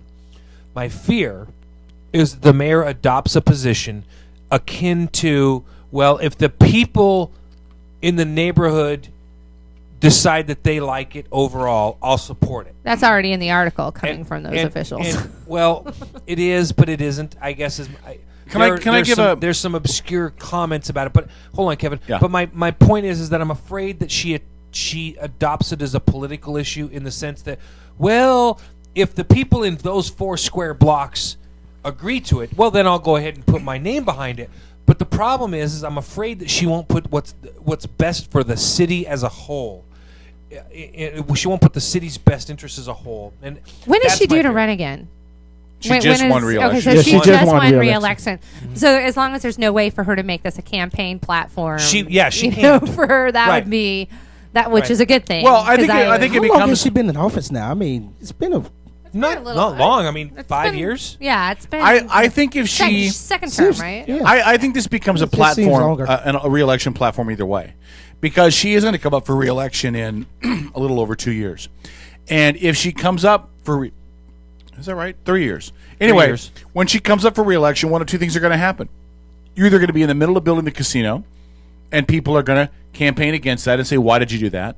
Or she's not going to support it, and then they're going to ask her, "Why didn't you?" But that's exactly my point, in that you've got to say, I believe in this because of what it's going to do for the city, and take a stand and live or die by it. Can I give you a really weird example with this? Sure. I don't know if you watched it. I mentioned it a couple of times. I love it was a 3-part series they did on the History Channel called The World Wars. Yeah. And they basically, as I mentioned last week, took World War I all the way through the 30s, 20s and 30s into World War II and all the things that happened with that. At the beginning of World War II, they were kind of telling the story about how Chamberlain and Churchill basically butted heads the whole time. And they cut to Dick Cheney because they had a lot of these guys that had served. Colin Powell was under Dick Cheney. Chamberlain. And one thing that Dick Cheney said in regards to Chamberlain, because Britain at the time was really war-weary. They had already gone through World War I. They didn't want to send their people anymore. Hitler was basically getting stronger throughout Europe, and Neville Chamberlain see some parallels there. Neville Just Chamberlain was saying. basically ignoring the situation because he knew that the people were war-weary. It's cool, John Kerry. And what Dick Cheney said in this, I thought was really important, and somehow this reminded me of it. A leader will say, "I understand that you're war-weary, and I'm war-weary too." A great leader will say, "I know you're war-weary, but here's why we have to do something in spite of your weariness." And it gets back to Lent, where you either say, "I know that you're going to get some flack from some people in the city for taking a stand that isn't popular, and I don't think you should," as opposed to, "I understand you're going to get some flack, but here's why it's better for the population for you to tell them you need to do this." Because our city can continue to lose money and hemorrhage it out, This or city has definitely we been can losing a lot of money. suddenly become solvent. Yeah. Just saying. This city has been losing money for a long time. That's You right. just look up and down Callow. Oh, It's yeah. It's Look up and down. bad. It's sad. It's bad. Look up and down Wheaton Way. Look up and It's down. Look up and down Wheaton Way. Yeah. Get away from that 6-block radius around the ferry terminal. Right. It's bad. What's downtown? And In even fact, down was there by a- the ferry terminal, there are things that are struggling down there, businesses that are struggling to survive. Yeah. There was even a- with the growth down How are there. the sales going on them condos? There was a great article written in the Patriot that I believe you forwarded me, Paul. Uh-huh. And the Patriot basically ripped Bremerton a new one with the theory that you have to figure out a way to stop the hemorrhaging. Silverdale is expanding their roads. They're expanding lanes. Yes. They're adding traffic lights because they have too much traffic. They know they have to fix things. They're becoming bottlenecked. Yep. Bremerton. First of all, hold on. It's not Silverdale. It's the county. Well, okay, the county. Bremerton is going the exact opposite direction. They've taken the roads that go downtown and said, you know what, we don't need 2 lanes anymore. We just need 1. Yeah, we just need 1. We don't need stoplights anymore on Pacific. We just need stop signs. This city is regressing backwards. They're going the wrong way. And unless you stymie that and you figure out a way to get creative, this city will continue to wither. And the more it withers, the less businesses you have. The less businesses you have, the less B&O tax and tax revenue that comes in, the less sales tax revenue, the more things you have to cut, the more you wither, and it's a cycle. Sounded like our studio. Yeah, I think we made a point a couple of weeks ago. Isn't Silverdale technically like a town, and they have like it's unincorporated. They're all county. Unincorporated, yeah. They're all county. As I was saying, I think we made a point a couple of weeks ago. We was having a conversation here that the only thing that's really keeping this city going right now is the fact that it has the shipyard here. And if the shipyard I would agree with that. ever Shipyard and the ferry terminal. Well, there's no industry. There's no business. And right, there's nothing here fact, that's keeping this place going except for that. You are correct, Jeremy. In fact, if this were to go through, I believe that the casino would be the largest private employer in Kitsap County. I'm sorry, not Kitsap, but in Bremerton. Would I be right on that? I can't think of anything that employs more than 200 people. Well, with the hospital moving out, yeah, that's definitely. Yeah, with the hospital moving out. Teletech doesn't. I don't think any individual Safeway Teletech's store not in the does. city. No. Oh, you're right. It is. It's farther down through. And even if it is, I don't think that they imply that many people now, but they might. And I can't think of anything in the city There might limits. be only one other place that may employ Like that maybe many. Safeway? There may be only one other place that I think may No, not might. Safeway. What's that? Well, because they have several Safeways within city within limits. the city limits, and that would be the Hazelwood Auto Group up there. There's one That Safeway would in be city it. That's limits. fair. That's fair. That would Hold be on. it. Yeah. There's one Safeway in city limits on Callow. The one in East Bremerton's outside of city Yeah. limits. Right. Yeah. Well, there you go. But outside a car dealership, speaking of car dealerships, We got bump plans, so tell us your story about the car Shameless deal. plug. Stay tuned. Hey, listen, after this, we're going to talk about what's going on in Iraq. Really, I promise. Stay tuned. The Outlaw Radio Network. Hey, it's K-Dog with the Outlaw Radio Network. You can email me anytime at kdog@outlawradionetwork.com. We'll even read some of your emails live on the air during the show. And as always, we invite you to check out that show every Sunday night from 7 to 11 p.m. on our website, outlawradionetwork.com. You can also download our weekly podcast from the website or visit the iTunes Music Store and download it there for free as well. More of the Outlaw Radio Network after this. The Kitsap Humane Society is an independent nonprofit committed to providing positive, life-changing solutions to people and companion animals. Our vision is that every adoptable animal has a home. In 2010, we rehomed 4,111 pets. For more information on our programs, services, and animals available for adoption, visit us on the web at kitsap-humane.org. Kitsap Humane Society. Rescue, rehabilitate, rehome. Brothers Power Sports has been a locally owned family business in Bremerton since 1949. From new and pre-owned motorcycles, ATVs, scooters, boats, and watercraft, to parts and service and apparel. Brothers Power Sports is committed to being your source for all your motorsports needs, and they're a proud sponsor of the Habitat for Humanity of Kitsap County. Brothers Power Sports, 5205 1st Street in Bremerton, and online at brotherspowersports.com. Stop in and feel the difference at Brothers Power Sports in Bremerton. Bremerton Bar and Grill is your new neighborhood bar and grill. At Bremerton Bar and Grill, they're an American-style, family-friendly restaurant that offers spectacular outdoor dining, happy hours twice a day, 18 draft beers, award-winning menus, and fast, friendly service. Need space for a private party? Reserve the Brad Johnson private dining room and dine in a real bank vault. Bremerton Bar and Grill, 190 Pacific Avenue, right across the street from the ferry terminal in downtown Bremerton. Coinforce.com is your headquarters for superior quality challenge coins, proudly serving military and non-military customers worldwide. Located near the main gate of McCord Air Force Base and close to Fort Lewis, Coinforce.com is owned and operated by retired military veterans. CoinForce.com understands your needs and are proud to continue serving the military community in our own special way. For an undisputed best value, extreme quality, and superior customer service, when you're looking for the world's largest selection of challenge coins, visit CoinForce.com, owned and operated by retired military veterans. Shepherds we shall be, believe my Lord for thee. Our help sendeth forth from thy hand. Swiftly carry out thy command. We shall flow ever forth to thee, and teeming with souls shall it ever be. In nomine Patri, et Filii, Spiritus Sancti. I'll catch you on. I'll catch you on. I'll catch you on the flip side. Flip side. You're listening to the Outlaw Radio Network. OutlawRadioNetwork.com.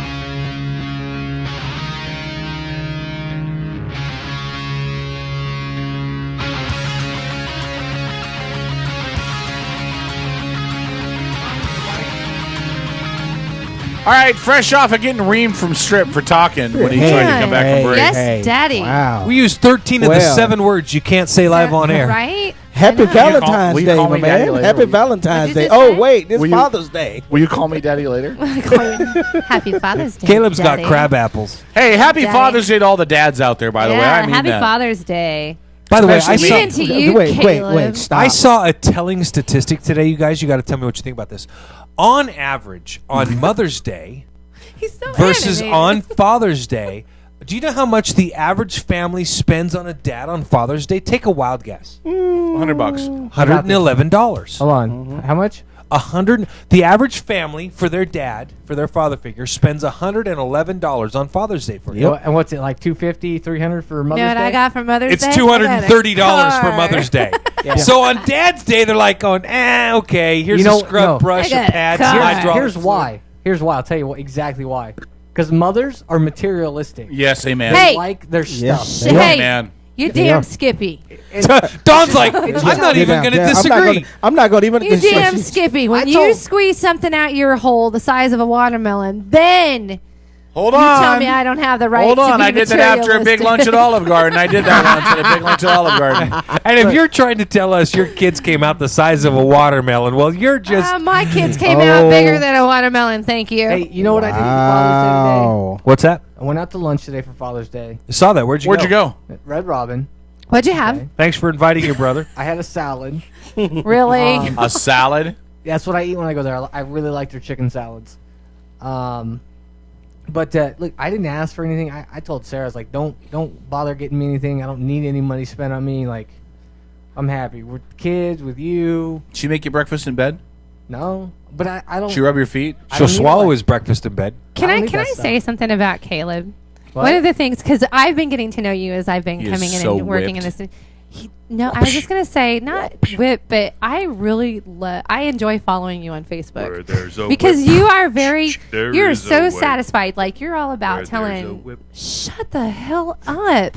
It's okay. No, He you sit back and you understands. He watch, and he's understands. like, you know, he's sitting here telling us I didn't ask for anything, I didn't want anything, but man, he praises her and gives her love and attention, and he's very. I do love her. It when is she's- so when she's sweet. I nice mean, to me. he's Holy cow! He just said it. He just He admitted it. finally said it on air. It's adorable. We have to say this. We have to say this because I love because it. since Don't Caleb, let them give you crap. No, I'm not. What I was going to say is that Caleb's attitude towards his fiance and his kids has done a 180-degree turn since he got the tumor in his head and had the that's brain not surgery. true. No, It wasn't you may not 100. think it. It wasn't That is 120. not. I've always loved both my kids.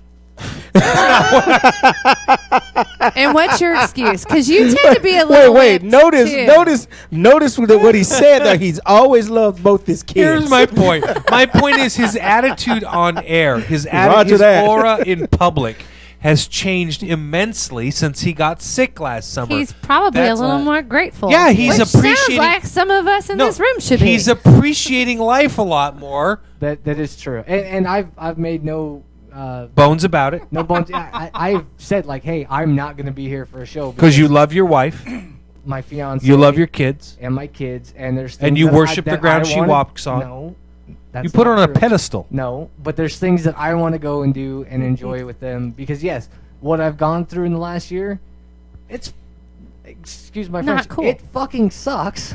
Right. All right.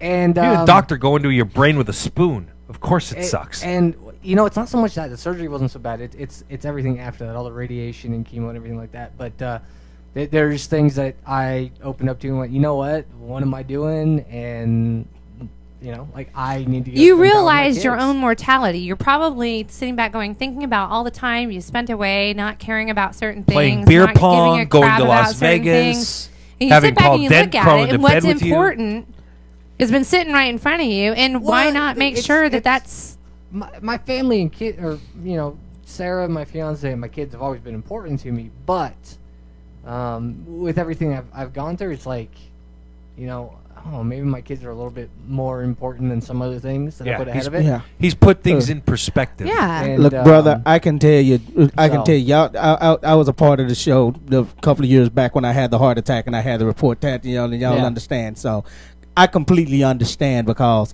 even though I was a happy person then, I got to the point where I stopped stressing the little stuff that caused me the stress. It's like, you realize and recognize your own immortality at that point. It's I've talked to my doctor about going back to work. And on one note, I'd love to go back to work. On the second note, on the same hand, I don't want to go back to work because I don't want to deal with all the stress of going back. Right. I'd rather take a $15 an hour job and lose $8 an hour. Oh, you just got to go to Seattle for that. You can flip burgers. I know. Yeah. And lose, Right? lose money and still be happy, even though living more paycheck to paycheck. Again, that's exactly what I did, man. Remember, because I was selling cars, then I went back. I started selling cell phones, and because this car sales life was just killing me, and the only reason I'm selling cars now is the guy came to me and he recruited me and said, "I promise you, it's going to be different." Yeah. He gave me his word, and I said, Like people will make fun of you for being black. I would no give more. 90. I told him I would give you 90 days to show me that it's going to be different. If it's not, I have no problem walking away again.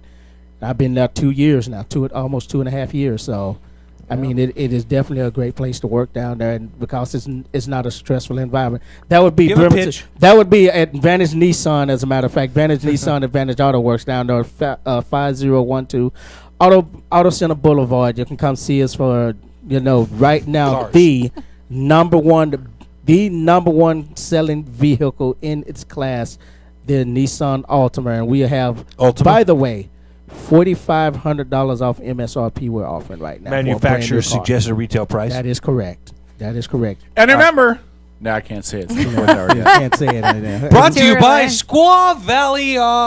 Never mind. Yeah, that doesn't work right now either. Yeah, doesn't work. Brought to you by now, a potential casino. Squaw Valley Casinos. And by the way, speaking of the Father's Day thing, yeah, just understand, ladies, y'all didn't heed the warning last year. Last call, I got to make my public announcement to y'all again about claiming to be playing both roles. Okay, do it in the fourth hour. Fourth hour. And pay your child support. All right. Yeah, I just never mind. We'll do it in the fourth hour as well. All right, let's talk really quick about what's going on in Iraq. Stuck between Iraq and a hard spot? Yeah. So, Paul, because we don't have a lot of time, break down what you know is the situation as it's transpired. Sure. In Iraq. Sure. Simply put, I'll just we do have breaking news too, by the way, out of Iraq. ISIS is claiming mass executions, and the U.S. has sent Marines to the Baghdad embassy. So go ahead. Okay. So here's the deal: ISIS is a combination of several groups, and it starts in Syria. Believe it or not, in Syria you have approximately 200 independent groups fighting as one non-cohesive unit against Bashar al-Assad. Okay, the president of Syria. You have in Iraq, you have Shia and you have Sunni. Okay, the Shia, are in the northwestern portion of Iraq. The Sunni are in the southern portion of Iraq. Saddam Hussein was Shia. The Sunnis were subjugated by them. The new president, Nouri al-Maliki, is Sunni. Basically, from Baghdad south is Sunni. And what you have is Al-Qaeda, along with Taliban and other militant Islamic fascists who have banded together under one leader in Iraq, and they have combined forces with the scattered forces fighting against Bashar al-Assad in Syria. They began by tearing down the border between the two countries, calling themselves ISIS, the independent or Iraq. Anyway, it doesn't matter. Fuck it. Who cares? There are a bunch of independent, militant, fascist, Islamic individuals who are basically attempting to form a. Well, we haven't actually seen this since the Crusades, since Salah-ad-Din united militant Islamic factions under one leadership. Now, here's a kicker. This is really funny. You're going to love this. The individual who is leading the militants, ISIS, the militant group ISIS, would be who? Anybody? Barack Obama? Anybody? No, a former Guantanamo Bay detainee. Whoa! Yes. Who would have guessed that? Yes. Whose parting words to his captors were, "I'll see you in New York." Hello. See you in New York. Okay. Okay. Welcome home. They are literally. Bo Bergdahl. They are literally. Oh yeah, you gotta love the president's comments this weekend. By the way, I'm disturbed by the fact that Iraqis are leaving their posts. That's disheartening. Pretty sure Bo Bergdahl's comrades thought the same thing. Hold on. No. That didn't matter. He didn't care. No, this isn't open for debate.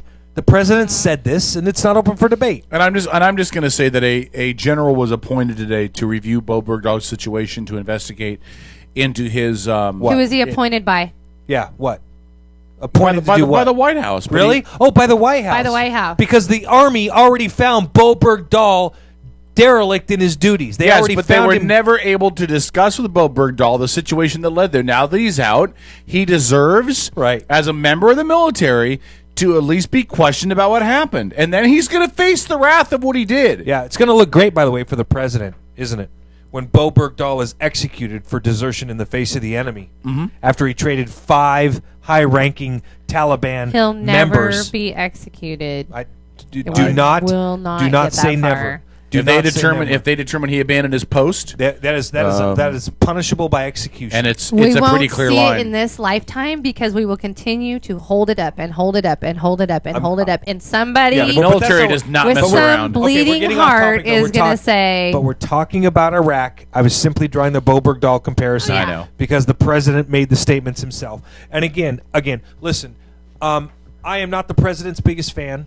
I've made that. There's no doubt about it. Hold on. In fact, on next week's show, I will show where some right-wing media took some stuff that the president said during his speech in Europe, and they edited it down, and they made it. It was incredibly disrespectful, and it was wrong. So I will point out where the right-leaning media has done some very bad things with regards to this president on next week's show. Now, having said that, let's put that aside for a minute. The president did the one thing that every single military analyst said do not do, and that was telegraph our plans. Do not tell the Taliban, do not tell Al-Qaeda, do not tell the people of Iraq exactly what we're going to do. What's so funny? just listening to everything that was said. Am I wrong? No, I'm just, you have to think Like about you- how that sounds from a person. But that's what he did, right? right? He said, we're going to pull out, and here's the date. We're gone. We're leaving. On January 4th, we'll be gone. Okay? That was a date. That was an ambiguous date. It didn't mean anything. The point is that all they did was melt back into the countryside. They waited till we were gone, right? March 11th, I think it was. Yep. We left. Okay? Everybody's gone. All U.S. soldiers are gone. What month is this, Kevin? June. 2 months, 3 months. 3 months? Okay. 3 months? Is that how long it took? For them to literally take control of half the country. Half the country! They've taken control of it. Brilliant, Barack Hussein Obama. Brilliant. At this point in time, I have to ask myself, are you working for them or us? Because I'll tell you what, you did exactly the one thing that everybody told you not to do. You're now out there making excuses saying, I don't make excuses for my government. I do whatever my government wants to do. We did this, and we're brilliant strategists for it. And look, the world's a better place. Yeah, I'm sure half of Iraq doesn't think so, because the policemen and the soldiers that were serving the country of Iraq, the ones that we trained and left in charge there, have either disintegrated, melted away, been captured, or beheaded and left on the side of the street. It's a disgusting failure of foreign policy on behalf of the president, and I dare anybody, dare you, to have any stretch of credibility and defend what the president has done. Because he's also, by the way, left 200 American contractors completely surrounded and outnumbered by the ISIS terrorist group. These were, by the way, U.S. American contractors who were sent there by the President of the United States and the Department of Defense to do what? To prepare an airfield for the delivery of F-16 fighters promised to the Iraqi government. Those soldiers, former soldiers, who are now quote-unquote contractors, have been left to use small arms to kill ISIS soldiers, steal their weapons, and continue to defend themselves. You know what the president's response was? I have a cigarette. Bueller, yeah. I got to go to California for a golf tournament and a fundraiser. Not a goddamn thing. Fuck the president. I'm done defending him. I'm done defending anything he does, anything he says. And no offense, Kevin, but anybody who has the gall, the balls, the wherewithal to come on this show, go on my Facebook page and defend anything the president does from here on out can fuck off. I will belittle you. I will berate you. I will let you know what kind of a dumb shit idiot you truly are. Well, this will be a great conversation piece for the radio show, because if you disagree with Paul, he's just going to call you names. No, I'm not a Democrat. I said I will belittle you and I will berate you. I will let you know exactly what I think of you. Can you defend anything that he's done with regards to Iraq in the last 72 hours, Kevin? Let me answer for you. No, you cannot. But you know what? Go ahead and try. This is why it is so hard to have a conversation with you. Well, it's hard when you know that I'm right. So here's what I'll say. Wait, you want to say just wait? No. Well, let me say this, okay? First of all, there are boots on the ground going to protect the embassy. No, they're not. Those are soldiers that were already at the embassy. No, there were more troops were added today to go to protect the embassy. Where did they come from? I don't know. Let me go back and look. Behooves you to find out. I'm going to go look right now. I didn't realize that was in dispute. I don't know anything about the contractors, so I know very little about that. Mainstream media is not picking that up. CNN hasn't reported on it at all. Of course they're not. I'm just saying. You just said why. CNN. You're looking at I'm CNN. just telling you. I'm not debating that it's true or not. I'm just saying I don't have enough information it's to make a all comment. over. I just got a question from someone who said, "Why must Americans continue to fight the battles of other countries at a cost of millions and millions of dollars?" Yeah, that was just it's a question. Not millions, it's billions, if not trillions. Right. You know, and that was the question that was posed, and they just wanted to know because they are listening tonight. Because listen, simply put, because all politics is global. Everything that happens now is global. We live in a global economy. If Iraq implodes, and here's the issue, okay? If they don't understand it, they don't want to listen. If Baghdad falls, what do you think your gas prices are going to go up to? You want an estimate? The last one I heard, $7 a gallon in the United States. Yeah. You want to pay $7 a gallon for gas because that's what you're looking at. Yeah, that's $7 a gallon. That's $7 a gallon in the places that right now are paying like $2.50 a gallon. Here in the state of Washington, where we have the highest gas prices, because we have the highest gas taxes. Thank you, Democratic governors. Yeah, we would probably be paying anywhere between 12 to 13 a gallon. And again, Kevin and his ilk, the Democrats are going to try to defend all this and make sense of it. Go ahead. Between 50 and 100 U.S. Marines and U.S. Army personnel have been relocated to the embassy. So they were in the theater, but they were there. But they were not at the embassy. No. So they go from building A to building B. No, but I'm just saying that they have reassigned some staff to protect the embassy. But let's not make it sound like that's an issue because it's not. That's I'm standard just being thorough in my reporting of the information. Unlike Josh Farley. Now, let me say a couple of things. If there are contractors that need to be, not if they are, do a simple search. Okay, do a Google search. Can I finish? Yes, you can. Okay, then the U.S. needs to take all steps needed to require to get them out. Yeah, but they're not. But I'm siding with you on this. Okay, of course you are. So if there are American citizens that need to be pulled out and taken out of harm's way, then you do what you need to do to have that happen. But they're not. As far as the rest of this with Iraq goes, here's the question, and this is what I've been struggling with in the last couple days. What's his name? Al-Maliki? Nouri al-Maliki. President of Iraq. Whatever. I'll just call him Al. So, if you be my bodyguard, Al wanted the U.S. out. He did. He failed to sign. He did. You're right. He failed to sign. He would not agree to a status of arms agreement. Right. That's correct. So he wanted the U.S. out. He wanted there to be no agreements. He wanted there to be no troops left over. He wanted none of that.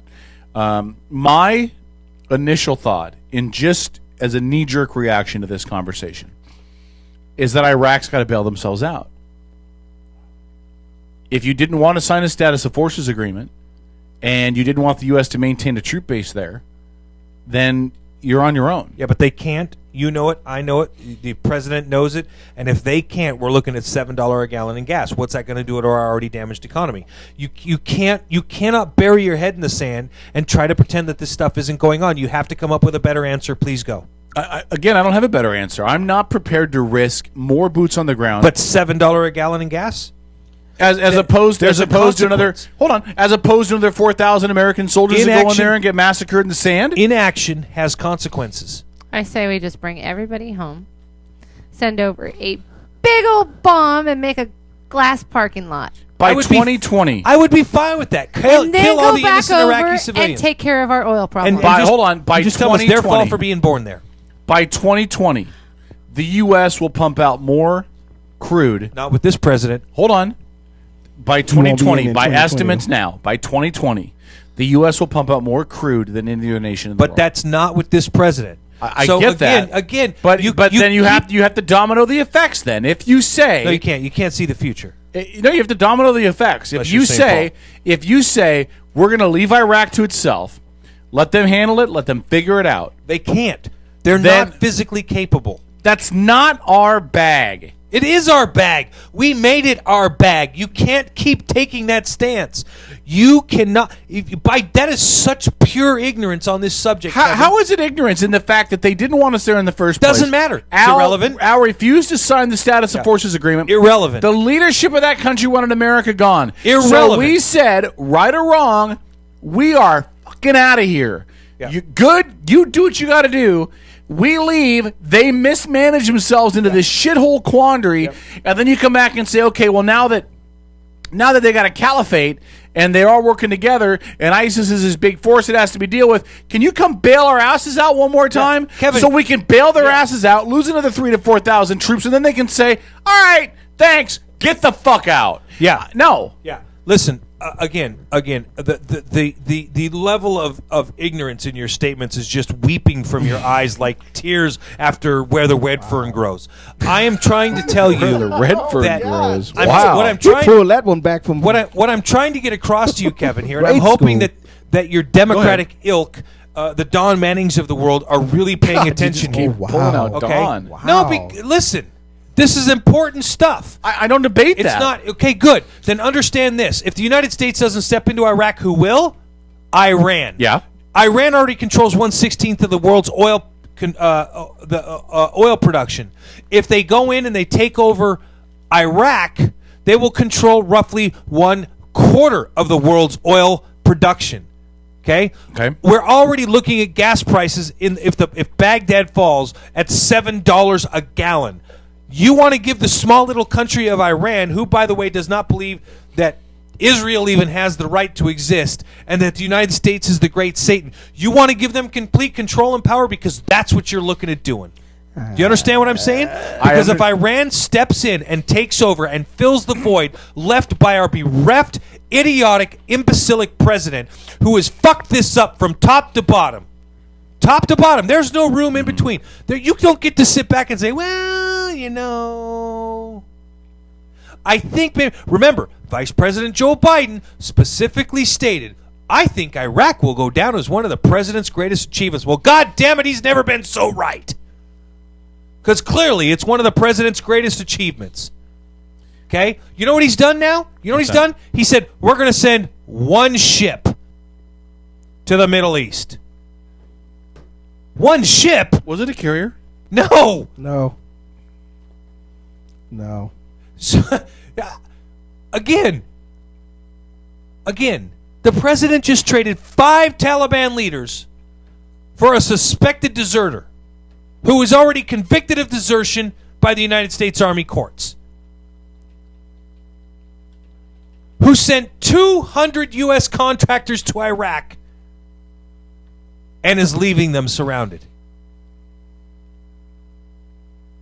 I want somebody to justify this man's actions to me. You're wrong, by the way. About what? The USS George H.W. Bush has been moved from the North Arabian Sea to the Gulf with 2 other vessels. I'm sorry, there's 3.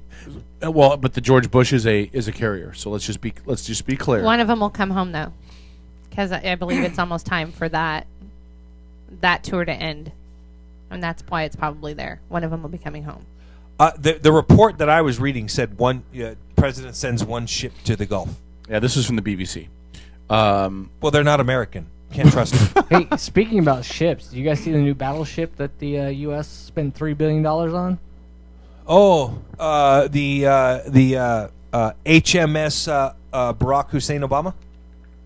No, it's a new stealth battleship. He asked a serious question, and you just want to be shitty, but that's okay. I'm going to be shitty to this president now. He's going to catch my wrath. I don't think Again, why are you so knee-jerk? Because 47,000 Americans came home wounded with missing limbs and or other injuries. But I'm not debating you know what? that. The president, by ignoring, out of political arrogance, every piece of advice that he was given, has now led to this set of circumstances. But it's been how long? How many days since this story broke? Really, you can't keep less than a week, right?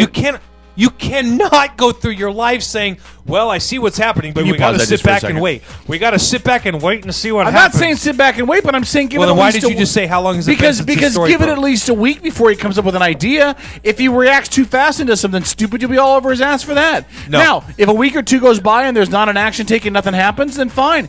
But if there's one thing in Obama's favor, it's that he's taking the time to figure out what his options are. He's talking to his generals. He's talking to people. Now, hey, do you know what happens? His decision now is to put boots at the embassy. Do you know what happens to the man in combat who waits?